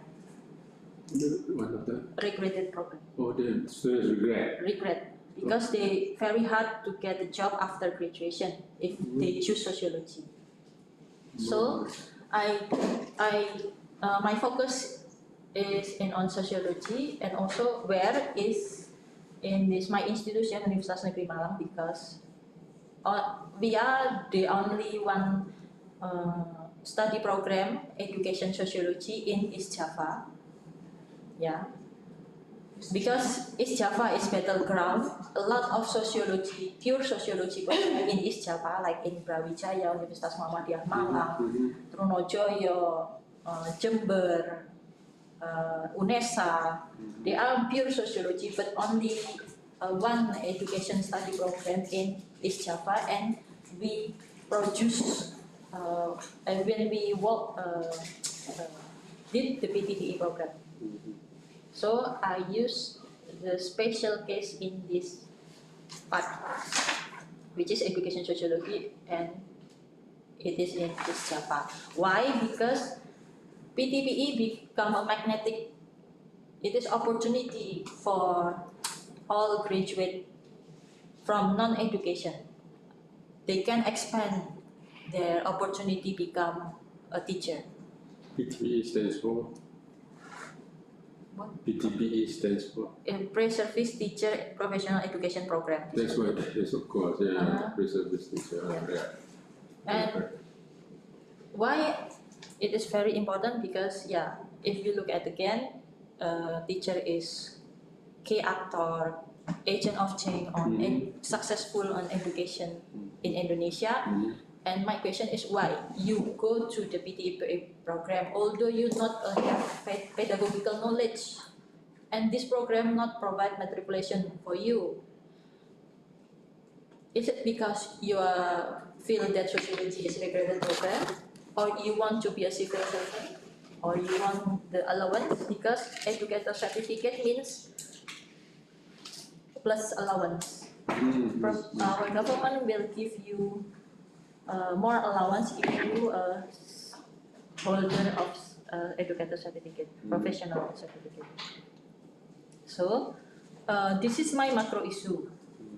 This is my meso issue, and this is my meso, and this my micro issues.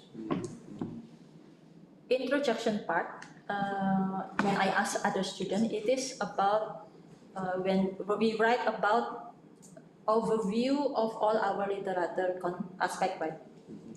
So we cannot finish writing introduction if you not finish your literature. Is it correct or not? Yes and no, because the research must continue, and the literature will improve, right? Will improve.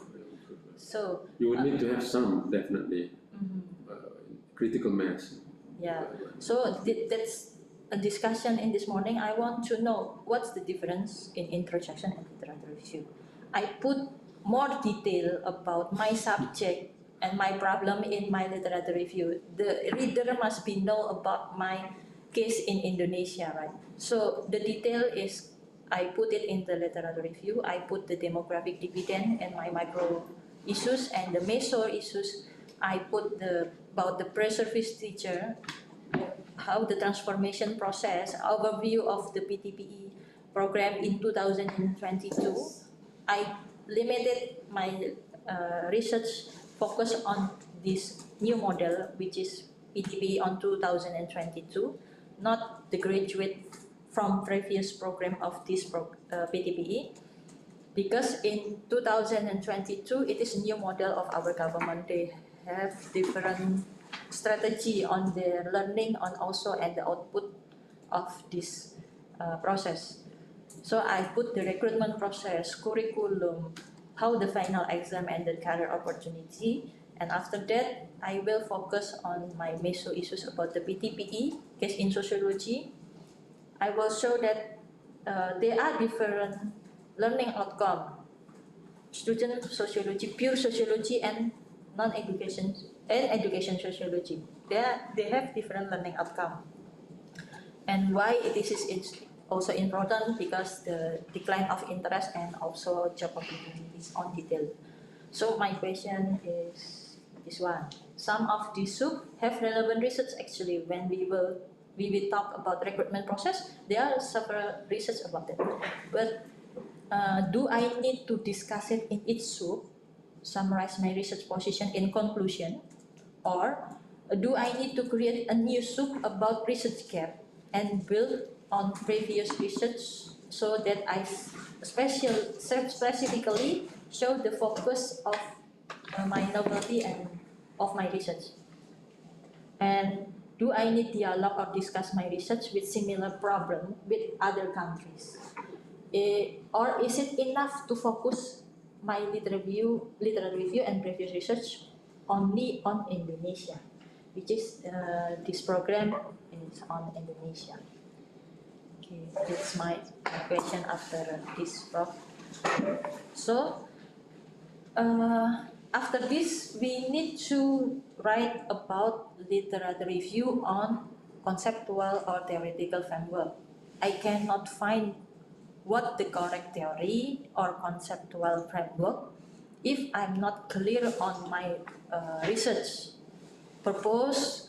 So I skip this part. I go back to the field, to make clear, because I'm a qualitative research. I have to go back to the field, go to the literature review, go back to the field, and then make it clear what I want to do in my research. Right? So I go to observation and interview, some lecture, and also lecture in the university level. This is This is the class of the students of PTPE program. Oh, this is your university then? Yeah, the class. So I go back there, and then from my field, I have information, more detail, and I try construct my focus on this network. Because I'm a visual person, I'm more clear to capture whole of my research using a picture. And I can explain it in one page clearly. That's why I draw this picture. So the program is top-down, right? The government only give general standard. Can you make it bigger? Bigger. Why cannot? Yeah, I cannot see anymore. It's okay, if you can, it's fine. I can. Wait.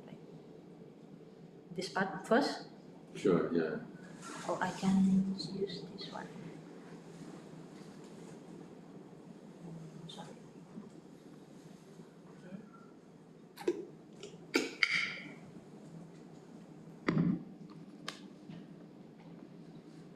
Nggak bisa ya, Prof?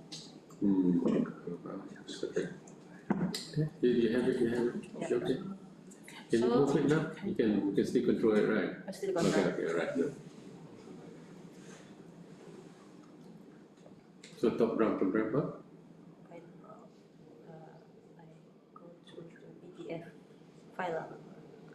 It is more clear. This one.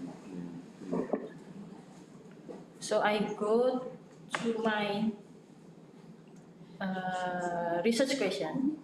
I try to draw, okay, my research question in the first, I want to know the factor. And then, why the factor why students go to PTBA program. Actually, my previous, before I go to the field, I just have 3 research questions, right? Factor, strategy, and career path. But when I back to the field, I think 3 is not enough. I need to add 1 more research question, which is talk about the process. If I want to know students how they strategy, I have to know what the process first and then go to the strategy. That's why I add my second research question over here. After factor, I have to know their learning process. When I collect my observation, I have more information that the process is not same each batch, because the program which is top down, the university must adopt and modify some standard over here. For example, our government think that the learning process must be integrated, which is schools and the theory in the university. So they provide that Monday, Thursday, they go to the university for theory, and for Friday and Saturday, go to school, practice. In reality, it cannot be done because the schedule for subject, for example, in sociology is not only on Friday and Saturday, right? In reality, it will be maybe on Monday, maybe on Thursday, and something like that. So, university must adopt and manage it. In batch 1, they go in the morning in the school, and then the afternoon go back to university. This is also not enough because there is school far from our university. And then they change the system on batch 2. On the system block. Some weeks theory and some weeks practice. But in reality, it's also not good enough because in reality, students have holiday for some months, some weeks. Okay, and then they change in the batch 3. 2 weeks in the school, 2 weeks in the campus, 2 weeks. So this is one example of university level must be adopted. What the standard over here. And the study program, they also have to adopt it. How to manage the lecturer, which is regular student and bachelor, and also in the PTBA program. They have more double burden in education. So I can have overview about my subject. Batch 1, batch 2, and batch 3 have different learning process. That's why I can draw this picture and spread it in different color. So after this, I also realized that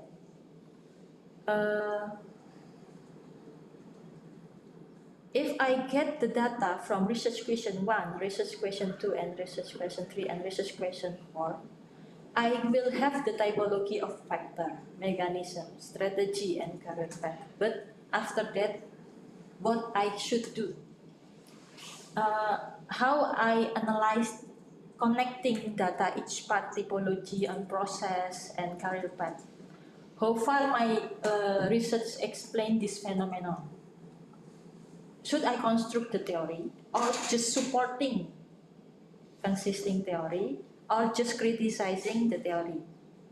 What research design do I need? Okay, and then I after that, I add this my research question from the last is what are the institutional mechanisms for the implementation education? That's why this research question provide, and also I think it also represent about the policy aspect of our research, of our research center. Okay, and then okay, I think I go again. I think that okay, maybe my research is closely with adaptive research strategy, but it is my opinion. I think I need a preliminary. The PTPE students in batch 3, because there are issues that this is the last batch. Our government will change again this program maybe because they are afraid, and the experience in batch 1, batch 2. Some students after pass this program, they don't want to go to the schools which is in the village area, remote area. They don't want to go there. It is a scholarship. Our government pay the learning process, the tuition fee, but after graduate, they don't want to go to the remote school, which is this program indicate fail, cannot solve the problem about teachers' crisis issue in marketing and also in quality. So there is another issues that maybe they will stop this program and change the process. So I think I need a preliminary. I need to have a full picture about the learning process. So I think I need to go back and I have to collect the period, maybe the aspect or the something that relate in the learning process. After that, if I have a whole picture about the learning process, when I go to the batch 2, batch 1, I know what information that I need to know from them. So I try to thinking again what data I need to answer this problem in each research question. For example, in research question 2 about system mechanism, I need to know the structure of curriculum, government statement, maybe from YouTube calendar, academic learning material, to know the consistency of our government. Because when I watch the YouTube, they share about the in PTPE in the batch 1, they said that graduate will have a contract mengabdi 2 tahun. What is mengabdi? To serve 2 years in some areas, but in reality they didn't do that. Inconsistency from the first. From this inconsistency, it will be impact from the university and also the student, I think. So I need to have information about that, the mechanism, and then after I know what data I need for each research question, that's why I try to construct that preliminary, capturing the experience of implementation learning process and also written review. This one more visible, right? Oh, more visible. The visual not communicating This one. with us, with me. This one. Yeah, it's like that. With my glasses on, I can, even with my glasses on, I'm stretching to see it. Okay. That's why I capturing the experience and then literature review, and then I get the data set in case batch 3 And after that, I will have overview about aspect of potential data that I need to be explored. And then I go to the graduate students in batch 1 and batch 2. That's why I think I need a preliminary, or I need go to the field and make sure what should I do, capture data that I need to be explored.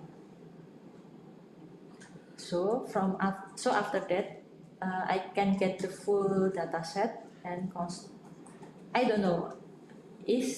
That's why I asked, what a limitation of the PhD? Should I constructing theory, or I just argument? No, okay, yes, that theory is same with me. It's strong, or I just critique. No, it is not. Something like that. Because my research question is what I just identify, and after that I get the typology right. But after typology, what should I do? After the typology, I get the typology. I need to explain it all in one big picture, right? So I also discussed with Muhtadi, and he said, maybe you are grounded. Oh, it is a case study. Because very specific subject. Oh, that's I a little bit confused about this. So that's why I cannot writing the theory in my literature review, because I'm not clear. Is it the morphogenic talk about against structure and culture, or it is about the social construction, or it is rational choices, something like that. That's why I cannot continue my research proposal. That's my confused. Your conclusion. Okay, thank you. Okay, thank you. Right.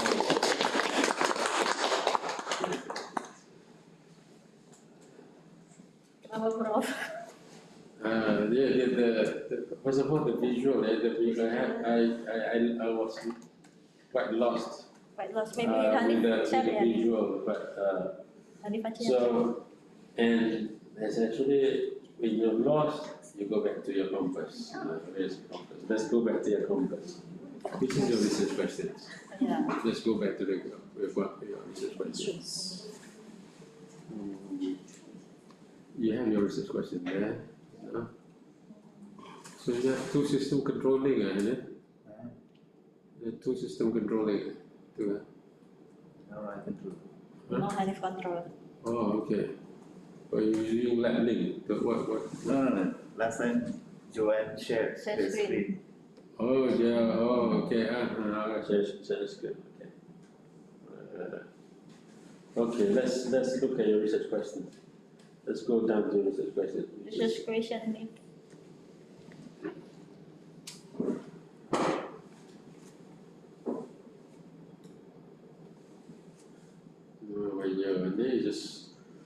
When you're lost or confused, go back to research questions. This is the same for you all when you go in the Viva. Sometimes there are a lot of attacks, or the examiner comes out with like 9 questions at the same time.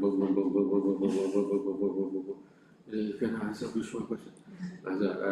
She said, let me go back to my research question, my research objective. Right? So you reframe this whole thing. Yeah, reframe. Yeah. This thing, one thing I learned about in powerful communication, which is taught by Robert Kiyosaki. Because you know Robert Kiyosaki. You are familiar with his work. 富有穷有穷爸爸富爸爸富爸爸穷爸爸 What is that? Rich Dad Poor Dad, his book. Ibu kaya bapak kaya bapak miskin. Rich Dad Poor Dad is a financial guru. So I was a student of his. I took a course called Powerful Communication. I took a course from him. I went overseas to learn from him as well. So his point here, and this is true for your Viva, right? This is the point with that. He who controls the question controls the communication. He who controls the person who controls the question controls the communication, right?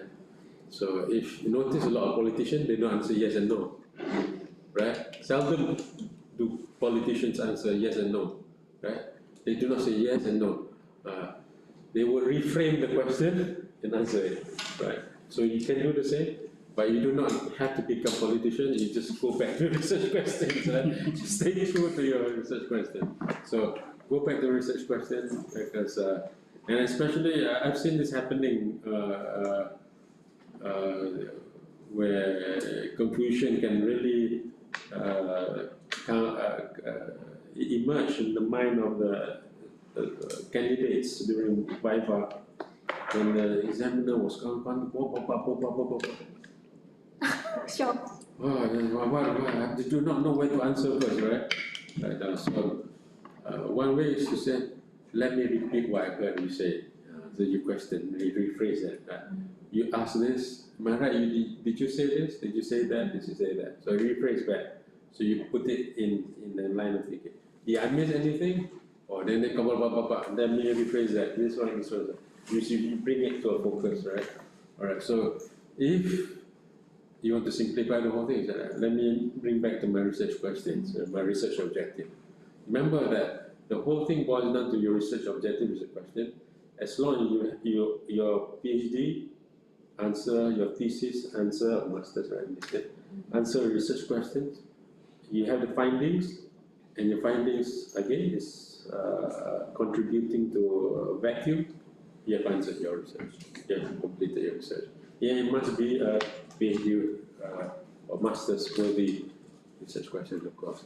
Let's go back to your research question then. What factors are connected to students from non-educational study programs joining pre-service teacher professional education programs for sociology? Okay. Even the question is long. From non-educational study program joining pre-service teacher professional education programs for sociology. All right. So students not from the education study background, okay, joining this pre-service program basically. Yeah, that's the one question. Then what are the institutional mechanisms for implementation of education of pre-service teacher professional education program for sociology? So we have what are the institutional mechanisms for implementation of education? What are the institutional mechanisms for the implementation of education? Implementation of education. All right. So the second one is asking the institutional mechanism of the implementation of education. All right, that's the second question. So that you have one factors influencing the students, connected to the students, why they go into this program. Second, you want to see what the mechanism of the implementation of this program, right? What are the strategies of students from non-educational study programs facing pre-service teachers? Okay, what are the strategies? So now you're going back to the students, right? Now you're going back to the students, asking them about the strategies and what path do students from non-educational study programs pursue after graduating from pre-service teacher. All right, okay. So you have 3 questions that go to the students and 1 question that go to the institution, right? Okay. So, all right. So you went into a great length just now explaining why you put question number 2, right? Because you're explaining about you need to understand the process. Yeah. Okay. So that you can ask the right question. Right? Is that it? Yeah, is that right? Yeah. Yeah, so that you can ask the right question about the cannot- strategies. Yeah, I cannot answer the third question if I don't know the process on the second. I see, okay, all right. Am I correct or not? Okay, right. Let's stay focused, yeah. What path the students from non-educational study program pursue? All right. Okay, all right. Question number 2, right, is an institutional question, right? So if you are asking institutional mechanism for the implementation of education, so what you will have is you find out about the mechanism, the institutional mechanism. So So this part here, let me see. The reason you're asking this question is that you want to know the mechanism that might be what might be influencing this, connected to this, or what? Yeah, and the third, This one, you say this one is connected to the third one. yeah, the third one. What are strategies? Oh, the third question, okay, the Yeah. third question, so strategies, okay, let me wash my face for a while. It looks like my retroductive. What is reproductive? A methodology. It looks like my research methodology. Yeah, you find in the mechanisms, then how the mechanisms works. But the point is actually not in mechanism. How a student face the mechanism. So you need And it's help a- from and it's our exactly- professor because Matadi told you it looks like the routine. Grounded. Yeah, grounded. Yeah, but you define it as the in that deductive. Objective, yeah, objective. I tried. If I know the factor, no what? How I can analyze it? To Bible, the methodology in the Bible. Bible. We should make a review about the Bible. Bible. Yeah, yeah. 就是这个 Bible，圣经 Bible。那封有电子版， ，Doctor，这里有电子版。我是复印的，电子版呢只有。上次发给我过。那是第一版的，这个这个比那个清楚多了。哦，那是第一版本，能找着就不错了。第一版我觉得你好厉害啊，你怎么那么厉害？ Okay. After this, maybe you will dream my thesis. Yeah,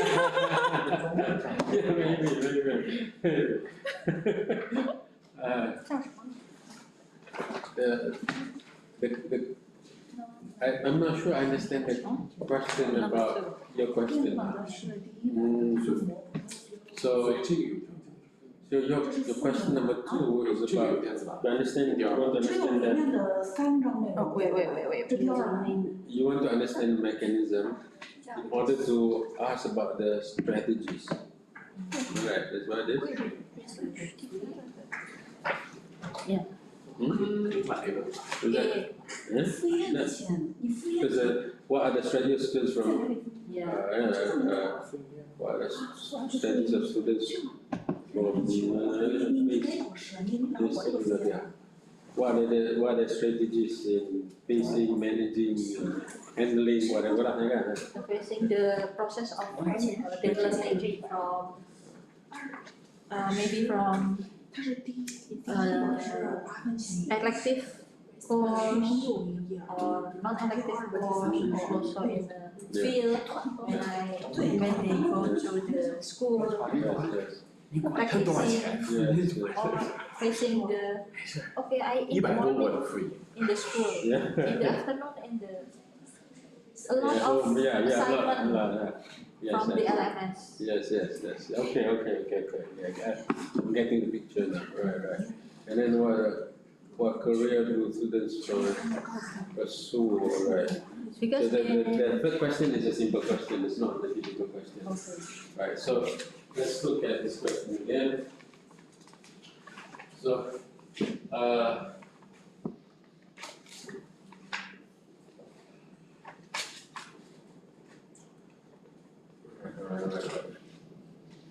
Okay, so, right. Yeah. So now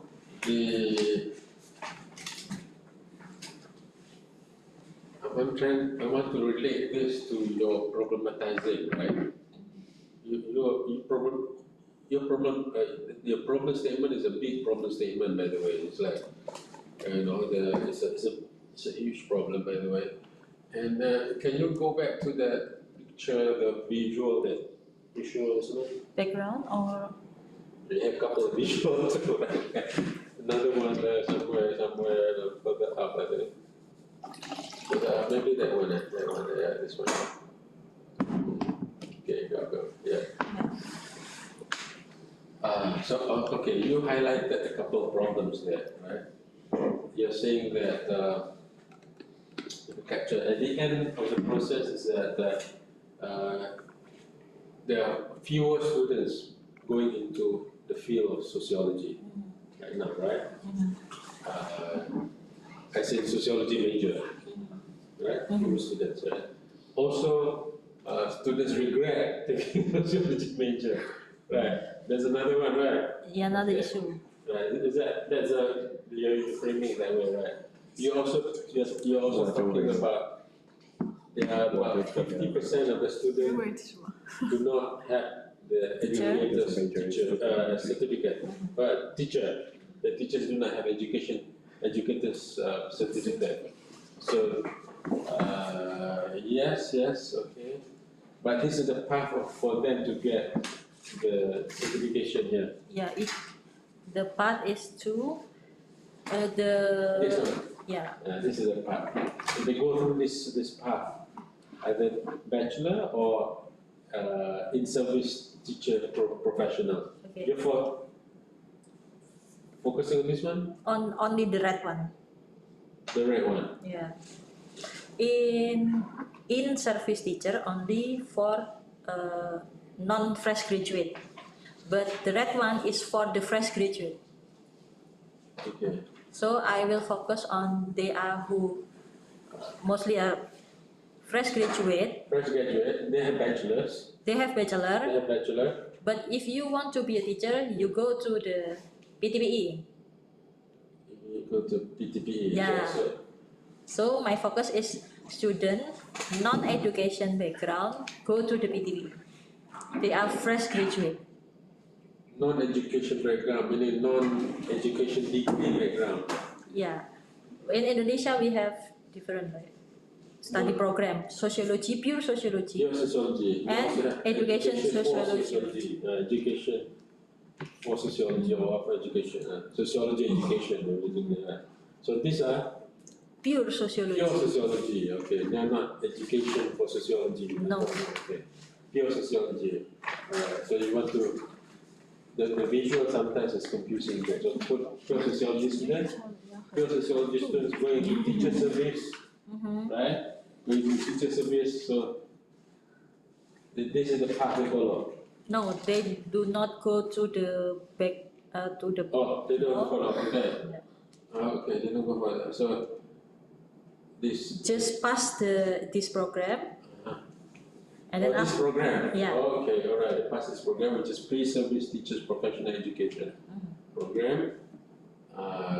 So you're saying that lower pedagogical knowledge, no matriculation, we get a program allowance. Oh, right. So they might just go this for the allowance, or they want to become civil servants, right? Because they work in the government, so they become ASN, right? The term is civil service. So okay, right.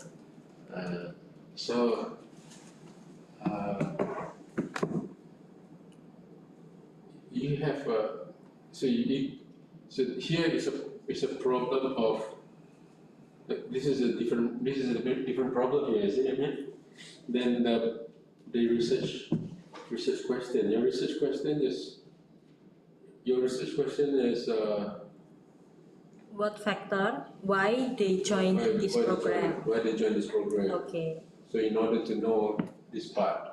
Yeah. In order to know this part, okay, why they join this program, basically, yeah. And then you really want to know what behaviors, what strategies, what they adopt, right? What behavioral strategies they adopt, whatever you want, in order to go through this program, yeah, in order to go through this program, right? And then you want to know what career path they choose after the program, and you talk about right. So now the group of students you're studying will be, you have 3 batches, is not? No. No, yeah. Oh, batch, yeah. 3 right. batches. 3 batches is Yeah. not, right? So you're studying all 3 batches, or? Yeah, it's three batches. Because the number of non-education program in each batches is not really Huge. In batch 3, we just have 3. Okay, And let's go, I think we go scroll down there, which is the batches there.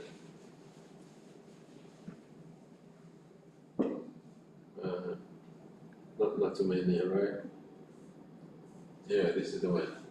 That's right. Okay. Alright.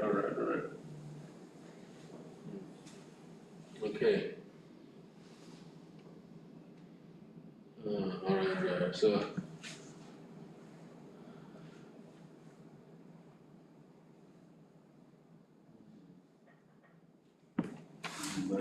now your point here is that each batch went through a different type of process, right? Yeah, Right. different type. In terms of process, right? So you're asking me, in order to ask the question, you need to know what the processes are, right? Okay. That's your point. Okay. So. So in my finding, maybe I can get typology in batch 1, they do this one, and in batch 2, maybe they do this. And Okay.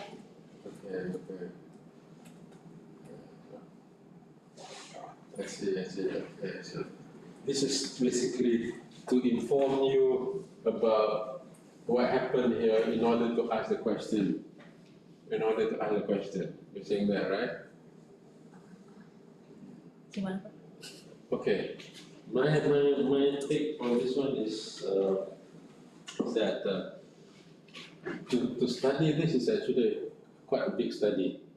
To study the institutional mechanism of the education, right? The institutional mechanism of the institution, and you're studying the evolution of the mechanism too, because they've gone through 3 evolutions here, 3 transformations, right? 1, 2, 3 different. They apply different strategy for each batch. Yes. So let me think about. I just want to help you to not to complicate this too much, because to keep it simple and then substantive and to go deep, right? There's the students and there's you, right? The students and there's you. As far as the students are concerned, what they experience is what they experience. What they experience is what they experience. They have gone through it and all that, right? But you're saying you do not know enough to ask. You don't know enough to ask. But it sounds like you know. It's not. I have interview with one of lecturer in university level, manage this program, and I want to know what the different authority between university level and study program. And he said that at the university, the authority only on the general mechanism like scheduling. And for the learning process, it's depend on each lecturer in department or study program. So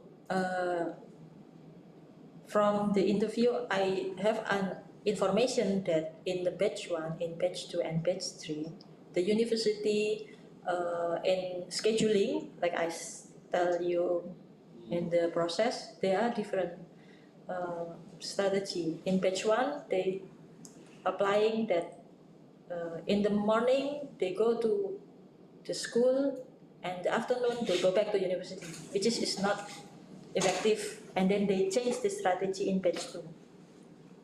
This is the authority of university level. Yes. But in the study program level, they have different authority, which is only focused on teaching and learning in theoretical. That's why, okay, because they have different experience in their learning process, that's why I have to know why each batch have different experience in their learning process.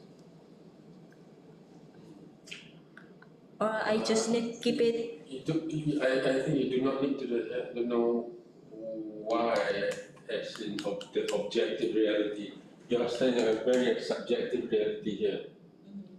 You are just looking, hence making it very abductive.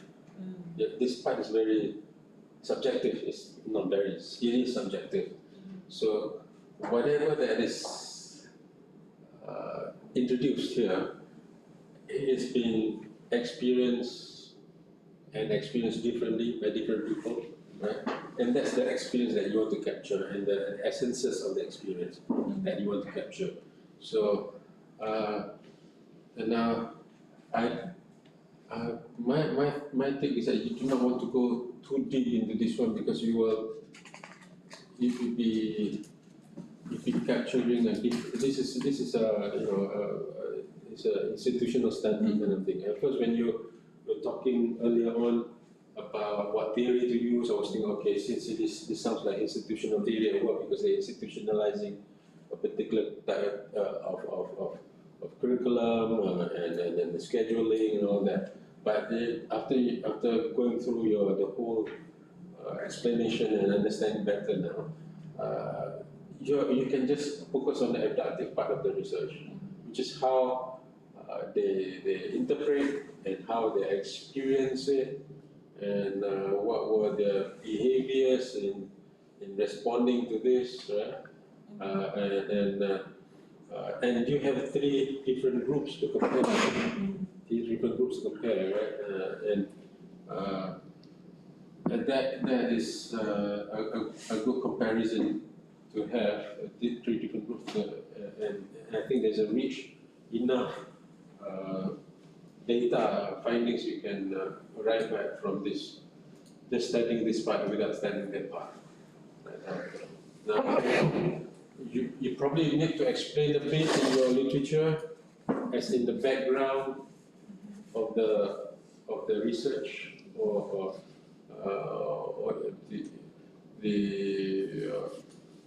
it depends on, you ask a question also where you put an introduction or in the literature review, right? So if something like this is big, meaning a lot to explain, you can have a separate chapter to explain it. But you think it's not a lot to explain, then you keep it in the same chapter, so chapter 1 and chapter 2. You can choose which chapter, right? Sometimes we would put the case study under chapter 3. Sometimes we would do that. I'm not too concerned about that, because if the examiner, right, says, oh, this should be in chapter 3, it's just shift to chapter 3. So it's a simple correction to make. Right? So if you think about the exam, think about the Viva stage. So it's not a difficult thing to do. Right? But if you keep it here, keep it to the 3 research questions. The only thing, this is not the 3 research questions, such questions are there, right? Keep it to these 3 different groups. Then, oh, thank you, that's fast. Right, 1, 2, 3. The only thing is that I can see that this is a too simple question to answer. What path do the students pursue, right? That this could be a sub-question to question number 2. I think different because it was different section. It is when the second resignation is graduated. They have graduated. Yeah. Okay. These are people who have okay. I see. They graduated, so they are pursuing different. They're pursuing the particular job, right? They're doing some particular Stay job. or another. Stay or okay. Yeah. Sure. This is a separate one.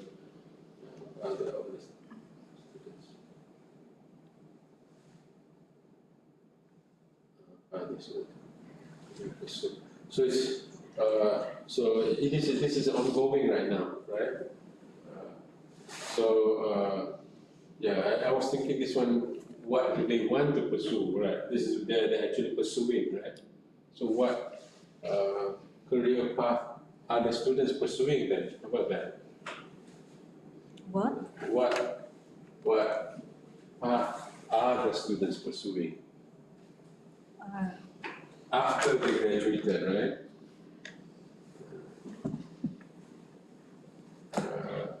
Are they pursuing after they graduated? So you're keeping it as an ongoing thing. But you also, it's not just what path, right? You also want to know the explanation for choosing that path, right? Right? Yeah. For example, I want to know. Okay, you hold this certificate, and then after that, what? Yeah. You have change. You can go to the ASN, or you can go to the public school, Can be a civil servant, or you just stay become entrepreneur. After our government give you scholarship, Yeah. Okay, yes. why you not go there? Why you Yeah. not become a teacher if he not become a teacher? But Yes. if he and then go to be a teacher, why you be a teacher in your hometown? Why you not go there? Something like that. Yeah. So what are the students what path are the students pursuing? Okay, and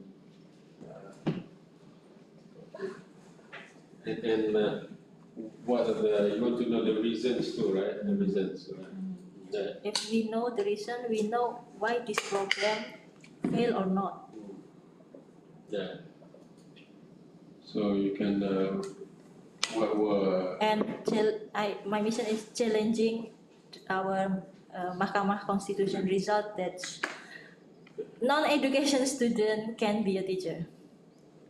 okay, all right. You are arguing that the non-education students should not be teacher, right? Okay. So the second part to this is the second part to this question. What are the reasons, right? So you put the reasons there too. Is that It is included in this. right? No. Include this. What are the students pursuing? It's not included. What are the students pursuing? What path are the students pursuing after graduating from the pre-service teacher professional education program? Right? What path is this? I become a teacher. I don't become a teacher. I'm an entrepreneur. I'm unemployed. That will answer it. But you want to know what led them to that. Why do they do what they're doing, right? So the underlying reasons, underlying rationalities, you can use different word for it. Right? So you want to know why too? You mean I need add more sub-question? Sub of what? And the underlying reasons, I mean, you can go use the word meanings if you want to, but Or the third question just go straight to the reason? Is it included? Is it okay if I just go straight the third question? The reason of choosing career path, something like that. okay, what are the underlying reasons? Yeah, you can phrase it, but basically this is the part that is important, right? Not just the career path, this is the part that is important too, right? Yeah. Because I listened to the minister said, become San Diego Uno said become a creative entrepreneur, become a creative entrepreneur, whatever, something like that. Or I want to become like the Minister of Education, start my own e-hailing company. Because the education minister in Indonesia owns an e-hailing company. In Indonesia, he owns the company. He became a minister. A company like Grab company, right? In Indonesia, is Gojek, Gojek. Gojek is a. Our ministry have Gojek. Yeah. Now he's the Minister of Education. And he's the Minister of Education. So the students work there directly after the graduation? No. There will be a failure of the education system. although some argue no, it's a good idea. We have a financial plan, you know that. No. Like Nanxiang in China. Nanxiang. Nanxiang, the mechanical. Blue flag. Nanxiang. Blue flag? Yeah, Nanxiang. What is that? It's a mechanical, so the farmer. What? Vocational school. Yeah. Institution. No, okay. So, underlying reasons, so this, basically you want to know the underlying reasons too, right? So, they might graduate and they say, well, I regretted taking this one because there's no job for me, or I'm so happy I went to do this service because now I can, become a teacher. I didn't know that I'd be a good teacher. I suddenly find a new passion, become a teacher. It'll be like that too. Or the pay is very good, Being a teacher is a stable, secure, respectable job. Can be like that too. So. Anyways, this is by you're adopting a view. If you want to challenge the constitutional court, you're adopting the view that the sociology of profession, sociology of work, sociology of profession, it's a view about professionalizing a field, right? So you cannot go into a field unless you're a professional. You cannot become doctor unless you're a professional. You cannot become accountant as a professional. You cannot become a lawyer unless you're a professional. But there's a process of professionalization too. So in Malaysia right now, I'm not sure they have done it or not done it. Last time there's a contestation between social worker, right? I want to become social worker, right? I need to be certified first. Before Malaysia doesn't need certification to become social worker, right? I think now they are contesting making it. You need to be certified to be a social worker. I remember I was with an organization, a big organization, led by some prominent people, and then she and a lot of other prominent figures in Malaysia. They are not social worker, but they led NGOs that are doing real social work, including the Mercy that went to Afghanistan, to Iraq, to wherever to help people, tragedy time, they help people. They are not social worker, not certified, but they help. Right? But then our Dean of Social Science, right, is social work, right? Now his view and his successor, now he's a big person right now, are of the view that you need to be certified to become a social worker.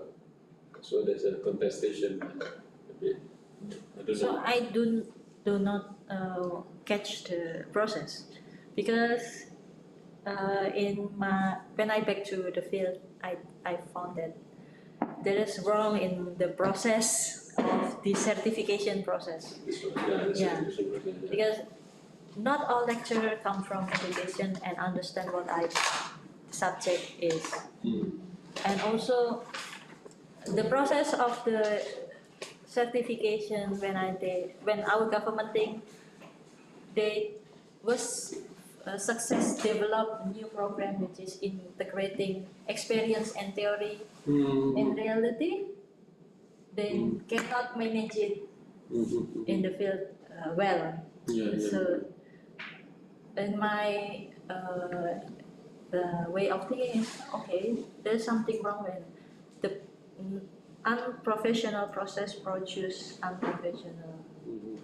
Yeah, I know that view. Yeah, I know. I'm not sure where I've got to understand more in order to. I mean, like, so in sociology, there's this whole idea of sociology profession is one that studies how a particular group of people control power within the profession.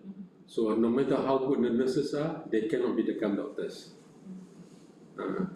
However, the argument is a lot of doctors' work now is being passed to nurse, right?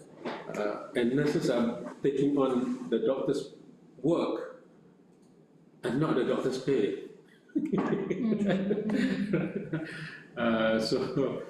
And not the doctor's recognition. So there's a power dynamics to the idea of professionalization as well. So I cannot sign a lawyer, whatever, legal document because I'm not a lawyer. But once upon a time, there is no lawyers. Once upon a time, there is no accountants. But now only accountants can certify whatever.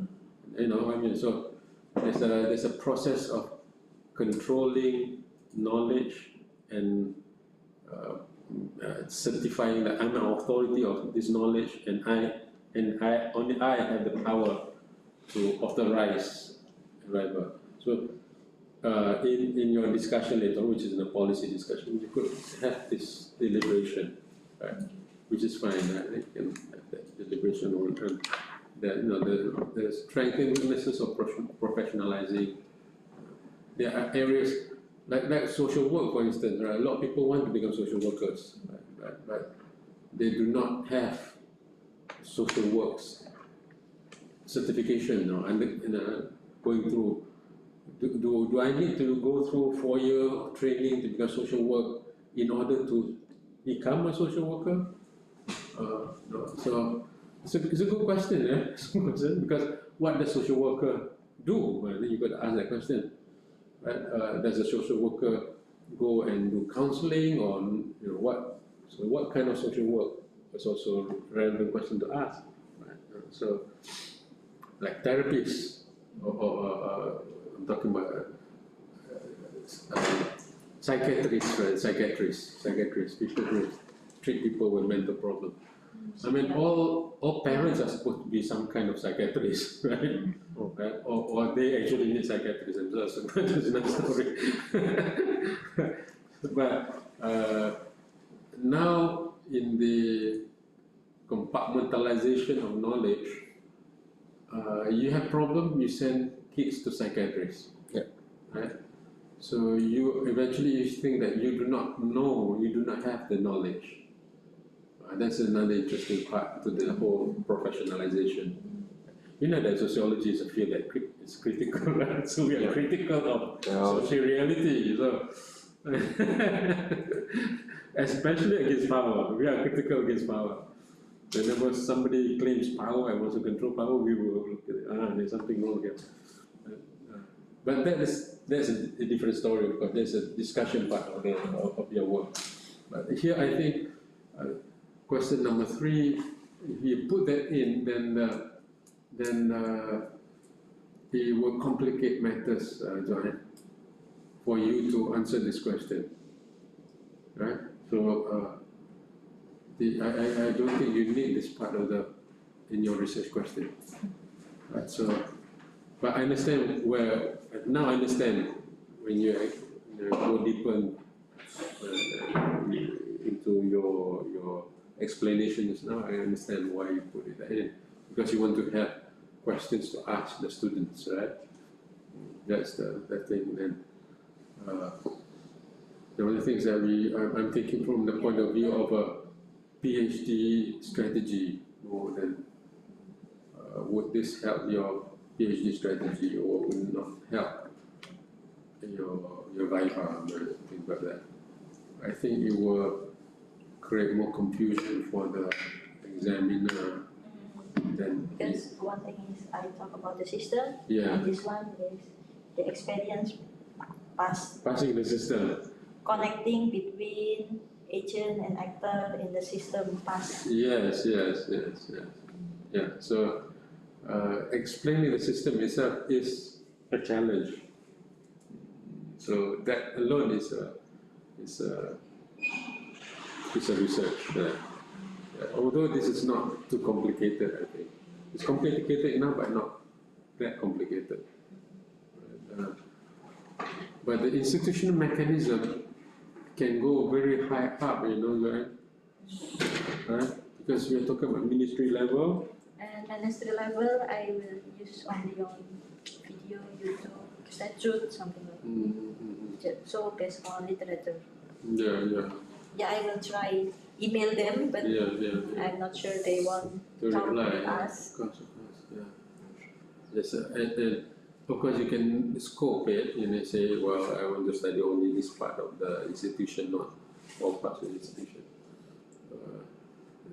That still would have implication during the Viva stage. And so you look at, they will say, well, the institutional mechanism involves policy making, policy revision, and the institution is not just the ministry, it's also the university, right? So, and it becomes, so there's a ministry, there's university, maybe also for Indonesia you have the provincial level, the province. No. University. Go straight to the ministry, okay, right. No district level. The district level will influence the schools though, the schools, yeah, right. So there's this part of the institution too, the school as an institution too, and there's the ministry. Because this program is under university program, and then this coming in the school as which is still part of the institution, but it's a separate institution, of course, right? So, yeah, it might. I'm concerned that it opens up more space for attack during the Viva, and it helps you during the Viva. So you can see when in the supervision, my job here is also to think about your success in the Viva. Right? This is strong enough, so we add the underlying reasons. So,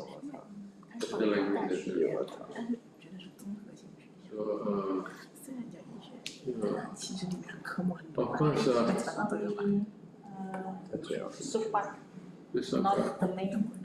But I need to describe it for not deep, but giving only overview about how was the managerial or managing this program. Yeah. Now, there's some presupposition that you might have about success and failure, right? So one of the failures that you quoted was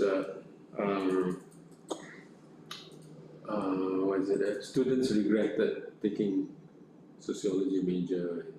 Maybe that's one of factors they choose to become a teacher. So now I want to relate to this idea of capacity building, right? Capacity building in education and capacity building within a nation, right? So it's just a comparison. So when Malaysia developed its own national car, the purpose was not to develop national car. The purpose was to develop engineering capacity. So, but the argument is the best way to automotive engineering capacity. But the argument that was being put forth is that the best way to develop automotive engineering capacity is to have your own car, because you own the process of building your engineering capacity. So the success of selling car is not indicative of, it's not a complete indication of the success of building automotive engineering capacity. So it was under the high technology policy of the country is to bring the technology capacity up, so that we can also take on other car manufacturing coming into Malaysia too. So that was the idea behind it, to be able to link into engineering capacity. So here, if you look at the parallel argument is that here you are developing students' education capacity or whatever teaching capacity. Is it a failure that they regretted? Is it a failure? So the failure at the end doesn't mean the failure of capacity building. So it's two sides to that one, right? So like they train me to be a doctor, right? But then at the end I don't want to be a doctor. But is my capacity as a doctor bad capacity or not? Well, whether I want to become a doctor or not is not the determining point of whether my capacity as a doctor is good or not. You see the difference there, right? So they might be good in whatever aspects, but not good in, do not choose that path. But then you can also do this, you can also do something like this, just similar to this one, similar to this typology. You can have so that I don't waste space, Alright, what is it? People become choose become teachers. Maybe choose become teacher and not a teacher, right? Here is where, let me see, can I do this? Okay, sorry, choose that like this. Teacher, not teacher, good capacity, bad capacity, something like that. Can you see this? So you have a matrix here, a matrix at the end. So you have students in this group. Thank you, in this group of students will be, they are well trained and do not become teachers. Is a well trained and become a teacher, right? So the GC and T, GC, T. So good capacity, not teacher, good capacity, and a teacher. So this is the one that you want, actually, right? This is a bad capacity, not teacher, bad capacity, but a teacher. This is not the one you want. this is fine because they are not, the back university and not teacher, right? So that would be question number 3, the last question. Right? But then how to tell the standards? What is good? What is exactly, bad? how do you tell the standards? Yeah, we need to assess. But you can assess, right? You can get the data, right? Good capacity means we need to Know the check, results. test. The pedagogical, Yeah. the pedagogical, You know, this program, the another name is 100% pass. Oh, okay. Oh, there's a dangerous program. University afraid not to pass these students Oh, that's because not good. they have to giving back the money to the government. Oh, that's the deal. I hear that it's one of reason why. So And they afraid that if I not pass the student, I will not. The government will not give me again this project. oh, Then the okay. teaching quality, The lecturer is the standard is the lecturer for this program. You not have to be education background, but only for me. For example, I teach this program. It means that I not have education background. It's okay. You pure sociology, you teach this program. I see your point. So my friend from non-education background teach this program. Yes. Although the courses is about education. Pedagogy. It also happened in UNESA for this year. UNESA is pure sociology. Oh. They have this project in this year. Alright. Nice. That happened in UNESA. I cannot touch UNESA. Yes, of course. I see your point there. So,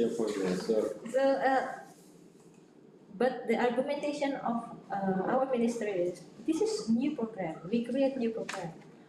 From previous program, we must evaluate that pressure fish not including schools, teachers, professional teachers in the field with this program. But nowadays, we will integrate it, yes. But the implementation, how was the burden of lecturer in Indonesia before this program? 20 to 24 credits per semester for bachelor, and then they add again this program to the university. Overburden, teach professional program. Some of lecturer not come to the class. So, That's why. When I face it, my students from non-education background, they do not the concept of teaching. What is teaching, what is learning material, what is learning. So you're saying that this program doesn't have pedagogy courses? It has, but it's being taught by non-education teachers, lecturers. Yes. Okay. Some of them. Depend on the department, depend on the study program. Which is in my study program. The education background limited than the I can see that this can be the institutional study or student study. You put the institutional study as a separate study, completely separate study. Then it's a separate study. So that alone is not enough. That one question can be very complicated, very complex question. That is a research. That's a PhD question. That number 2 is a PhD question. PhD question? Yeah, you got to remove that one because it's a to answer that question you will need to interview different people, right? The mechanism involves a lot of different social actors too, not just the lecturers, but also the policymaker within the university maybe, right? We have pusat PPG, Policy, pusat pendidikan profesi guru. They control the program in the university level. Okay, so right. It becomes clearer then. It becomes complicated then. This one should be removed. Then. You just purely look at the abductive research part and look at the students part. If you want to expand your end, you expand based on this, the experience of the students, 1, 2, 3, right? Capturing the process. Capturing Just based on the students. That's right. Okay. Yes.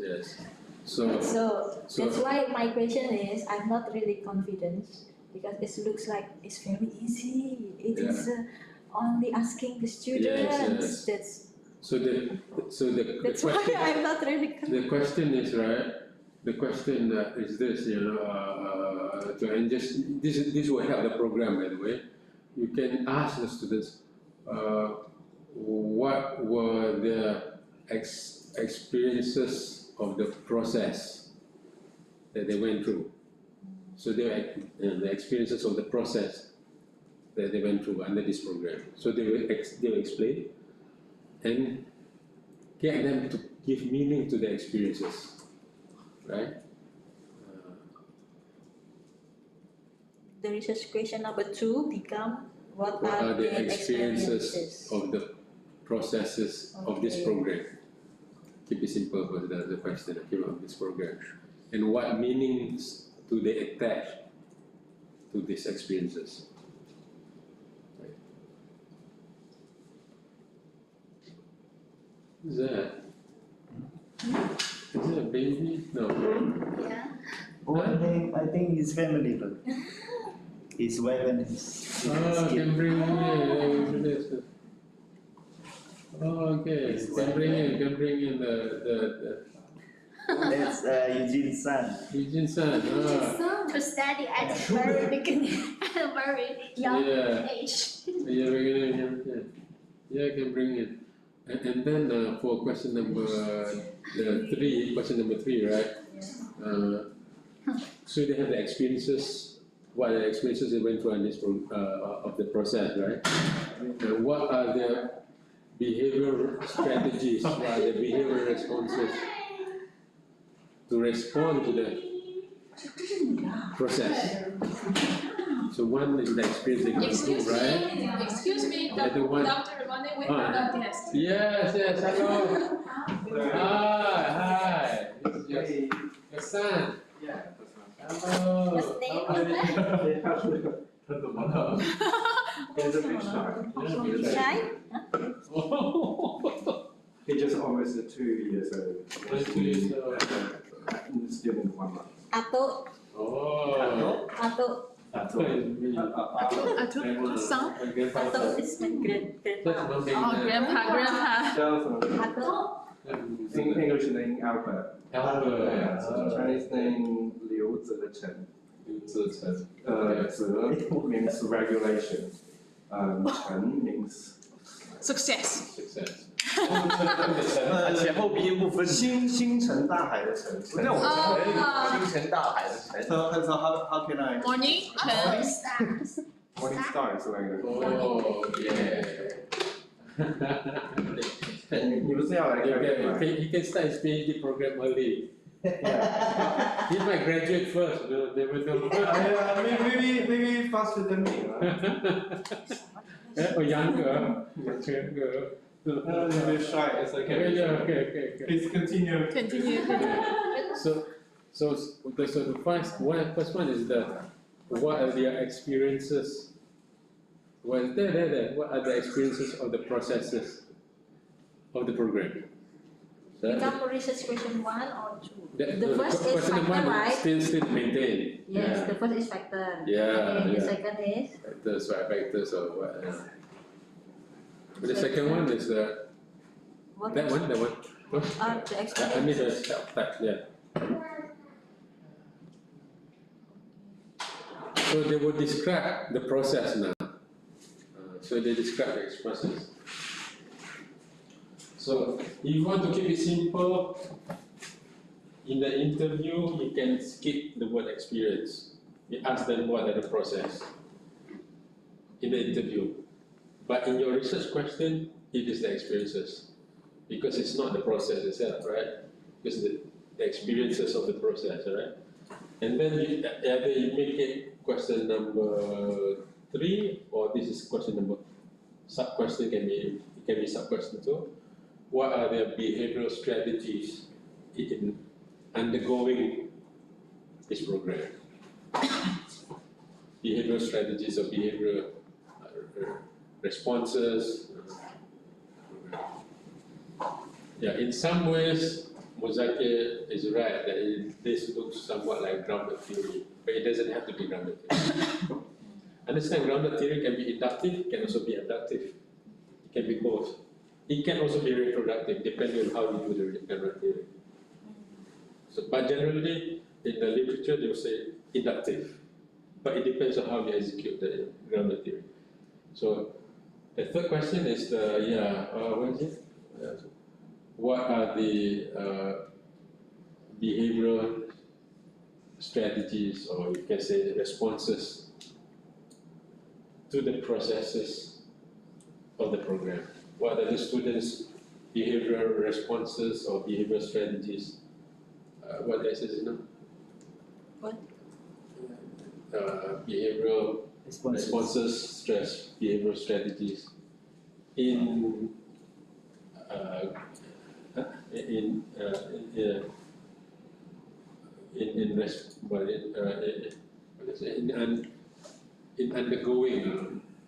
going through the process.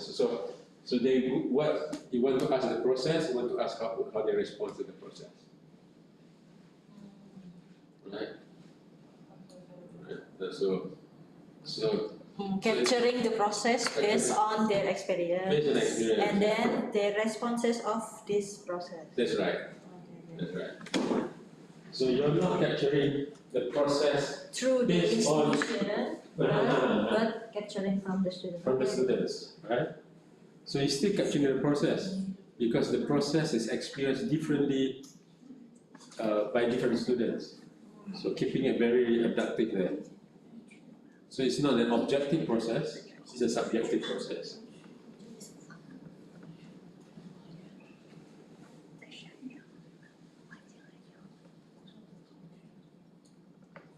So behavioral responses and behavioral strategy. And the fourth one is the fourth one. So here you will have a very in-depth understanding of the students'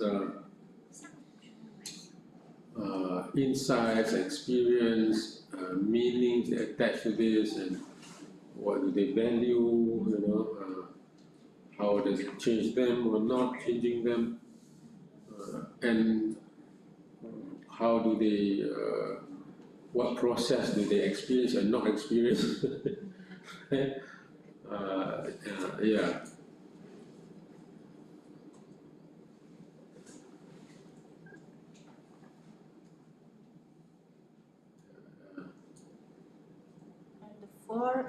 The fourth one is that career what path are the students pursuing after graduation, after graduating from this program, and their underlying reasons for choosing the path or pursuing this path. Right, so you have a complete picture, so to say, right? So and it's a cleaner research. Okay. When I ask about their experience about the process, yes, it means I also still need asking the lecturer or not, or just. You can ask the lecturer just as sensitizing concept. So, so that you know about the program, about the process. So, but you don't want to put that in your research question.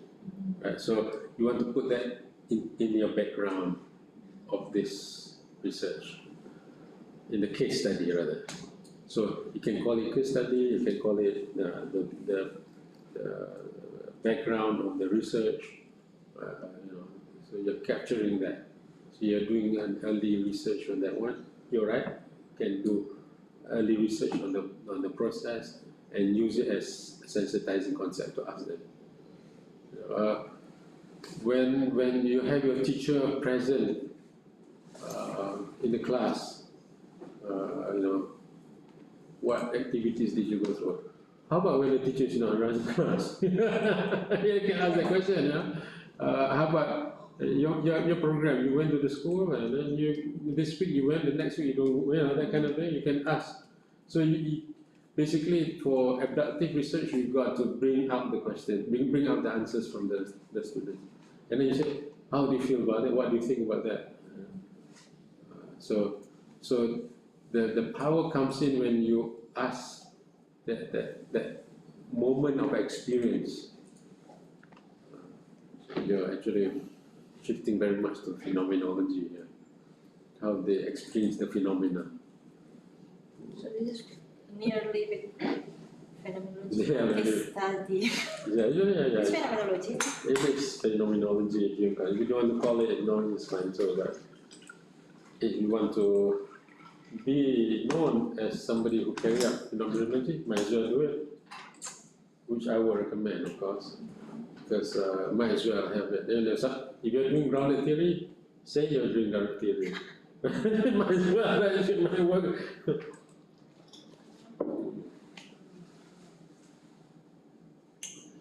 And this is cleaner, and see, you're designing a research that you can win. That's the important part.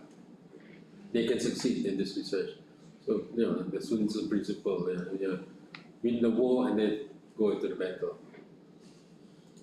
Don't trap yourself. You're not sure, don't trap yourself. Win the war, and this is a winnable war. Right? There's a war that you can win. Okay, I get the point. You have access to the students, right? Yeah. Okay, ladies and gentlemen, we today because it's a Friday. But still have a lot of questions not answered. What question? Go ahead. Scroll. What question? It's okay. Literature review. Literature question, right? Go ahead. Yeah, literature question, right? What? Literature review. I saw your question. Yeah. That's your question. How to Yeah. write literature review. Oh, yeah. How to write literature review? Is that correct that I show my subject? Of course, Yeah, I put this because it's different in Indonesia. I put this in the bab 1. Oh, okay. In chapter 1. Chapter 1. Yeah. Do I need add spatial sub about contextual factor? Do I need which one? Which part? 2 point? This point is only describing about my subject, right? Is it needed in literature review or not? Or I just focus on previous research, which is not all reader know about this program, this topic.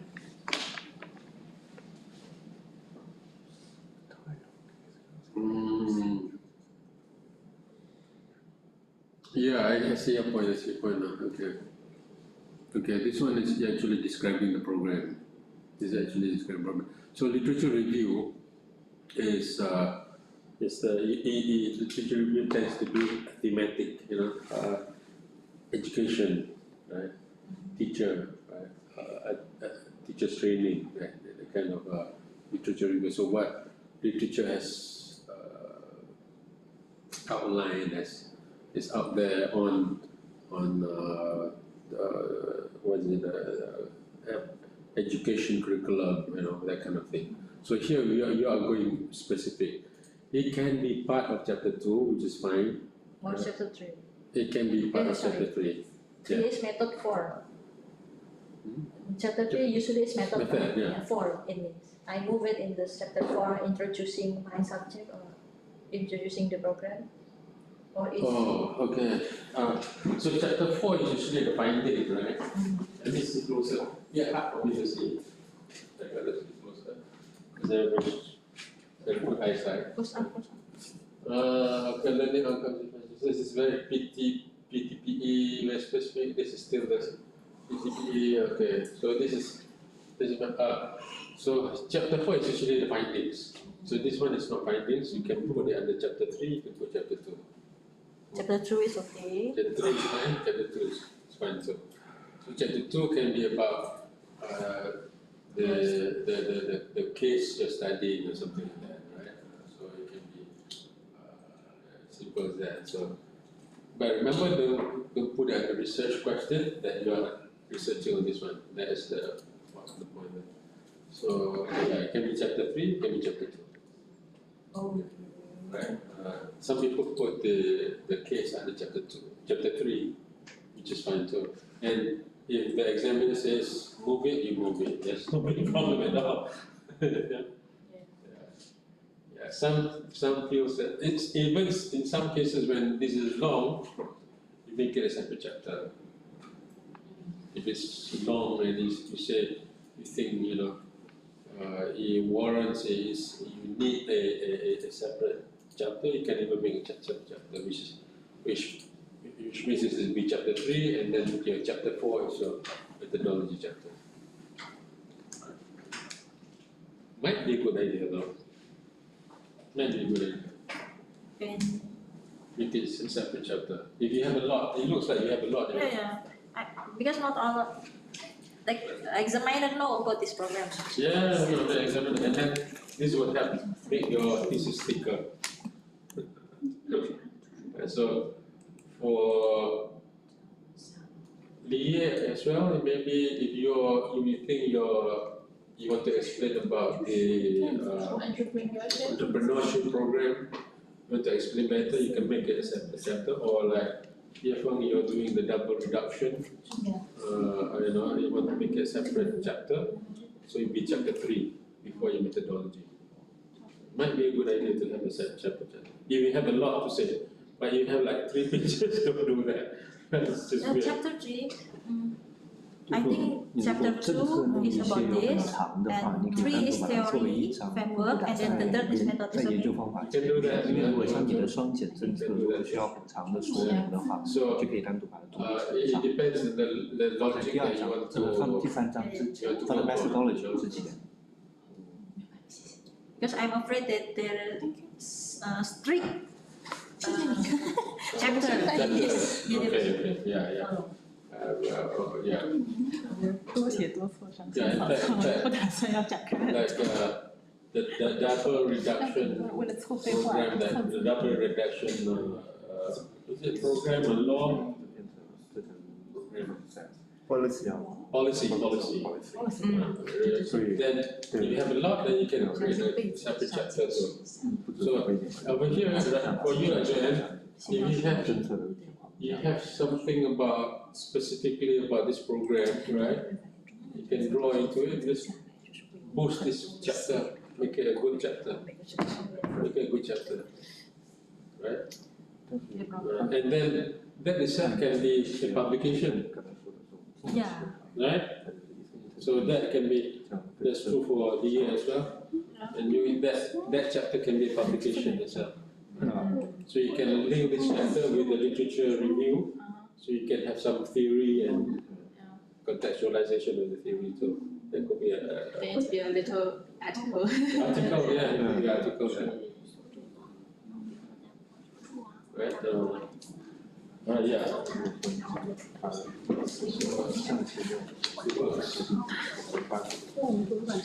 way, I thought about your work also yesterday. A lot of things came into my mind. Your case is actually Nusantara has 2 parts. It's a quick one. One is the analytical perspective part, I talk about colonization.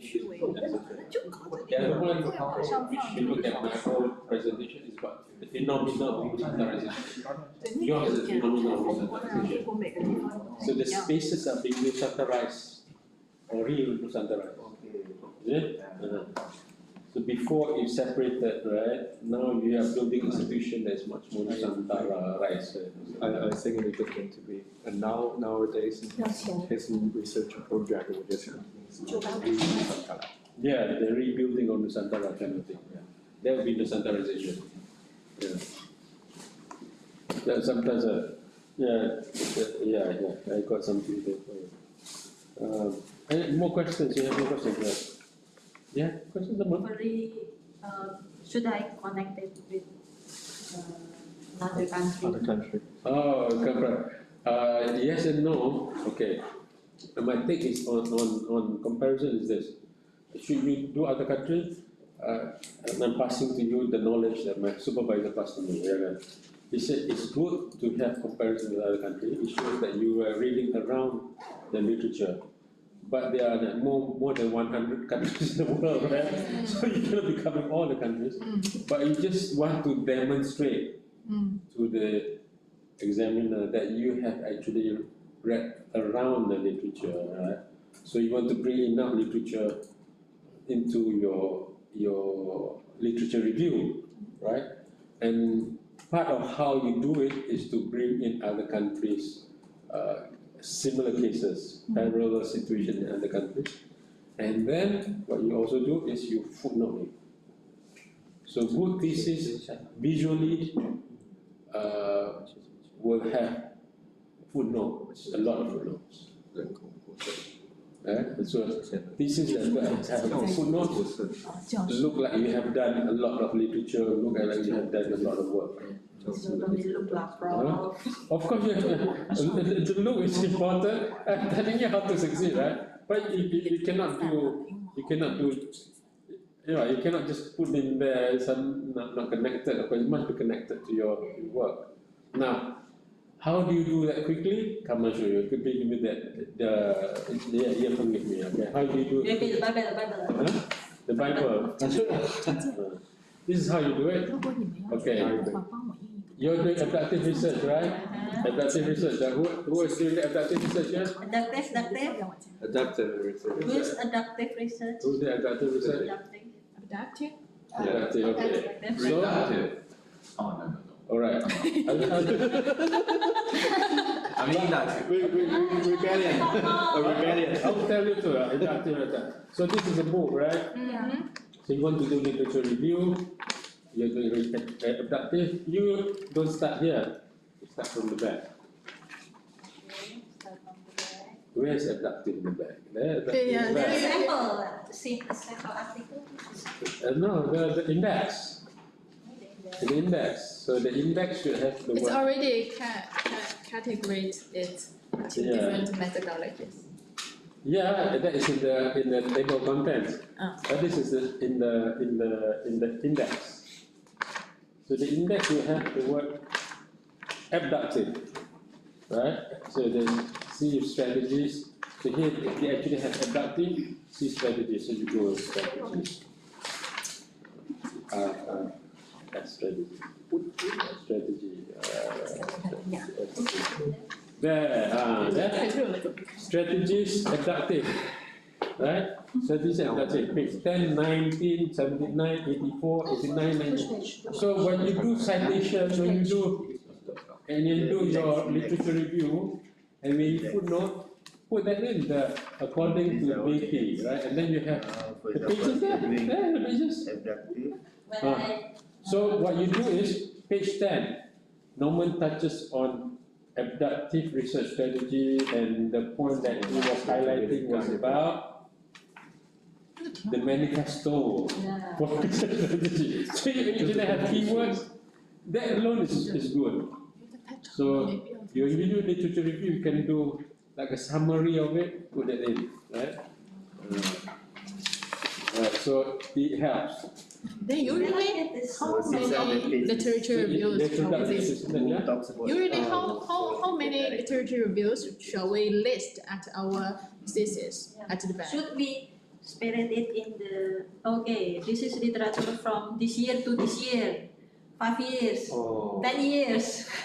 No, don't do that. You have to follow The rest of the 5 years. They should be certain that basically they're doing the literature. We're talking about at the back. Are you talking about the back or what? Oh, the chapter itself. What's the question? When we cite, when we build about literature review, sometimes we will make a specific subtopic. Maybe the trend of pre-service teacher program in this year until this year, maybe or this year until this year. You actually, the flexibility of doing it is determined by the logic of your presentation as well. If you want to do, if it's historical, it kind of makes sense to have, stage 1, stage 2, or phase 1, phase 2, phase 2, or decade 1, decade 2, decade 3. But sometimes you want to do a thematic kind of analysis, the institutional actors, the institutional process. So that it depends on the logic of your work. So I think there's no hard and fast rules in the way you carry out your literature review. So I particularly like literature review that is concept based. So education, right? Education. You have all the literature connected to education, for instance, right? So you have sociology, education for sociology is part of that, right? By the way, that's good because Malaysia doesn't have that. You all have that in China, like you teach sociology from secondary school. Secondary school? Secondary school. Secondary, the high school. No, we actually don't have that kind of like discipline or something. In Indonesia, they have that. Yeah, that's good. So which is senior high school, but still, senior high school, SMA, right? Yeah. So it's like, Cao Zhong Yi, Cao Zhong Er, they have it. So we measure that. We have geography, history, the normal boring stuff, and science, mathematics. So but they have it. So it's interesting that Indonesia has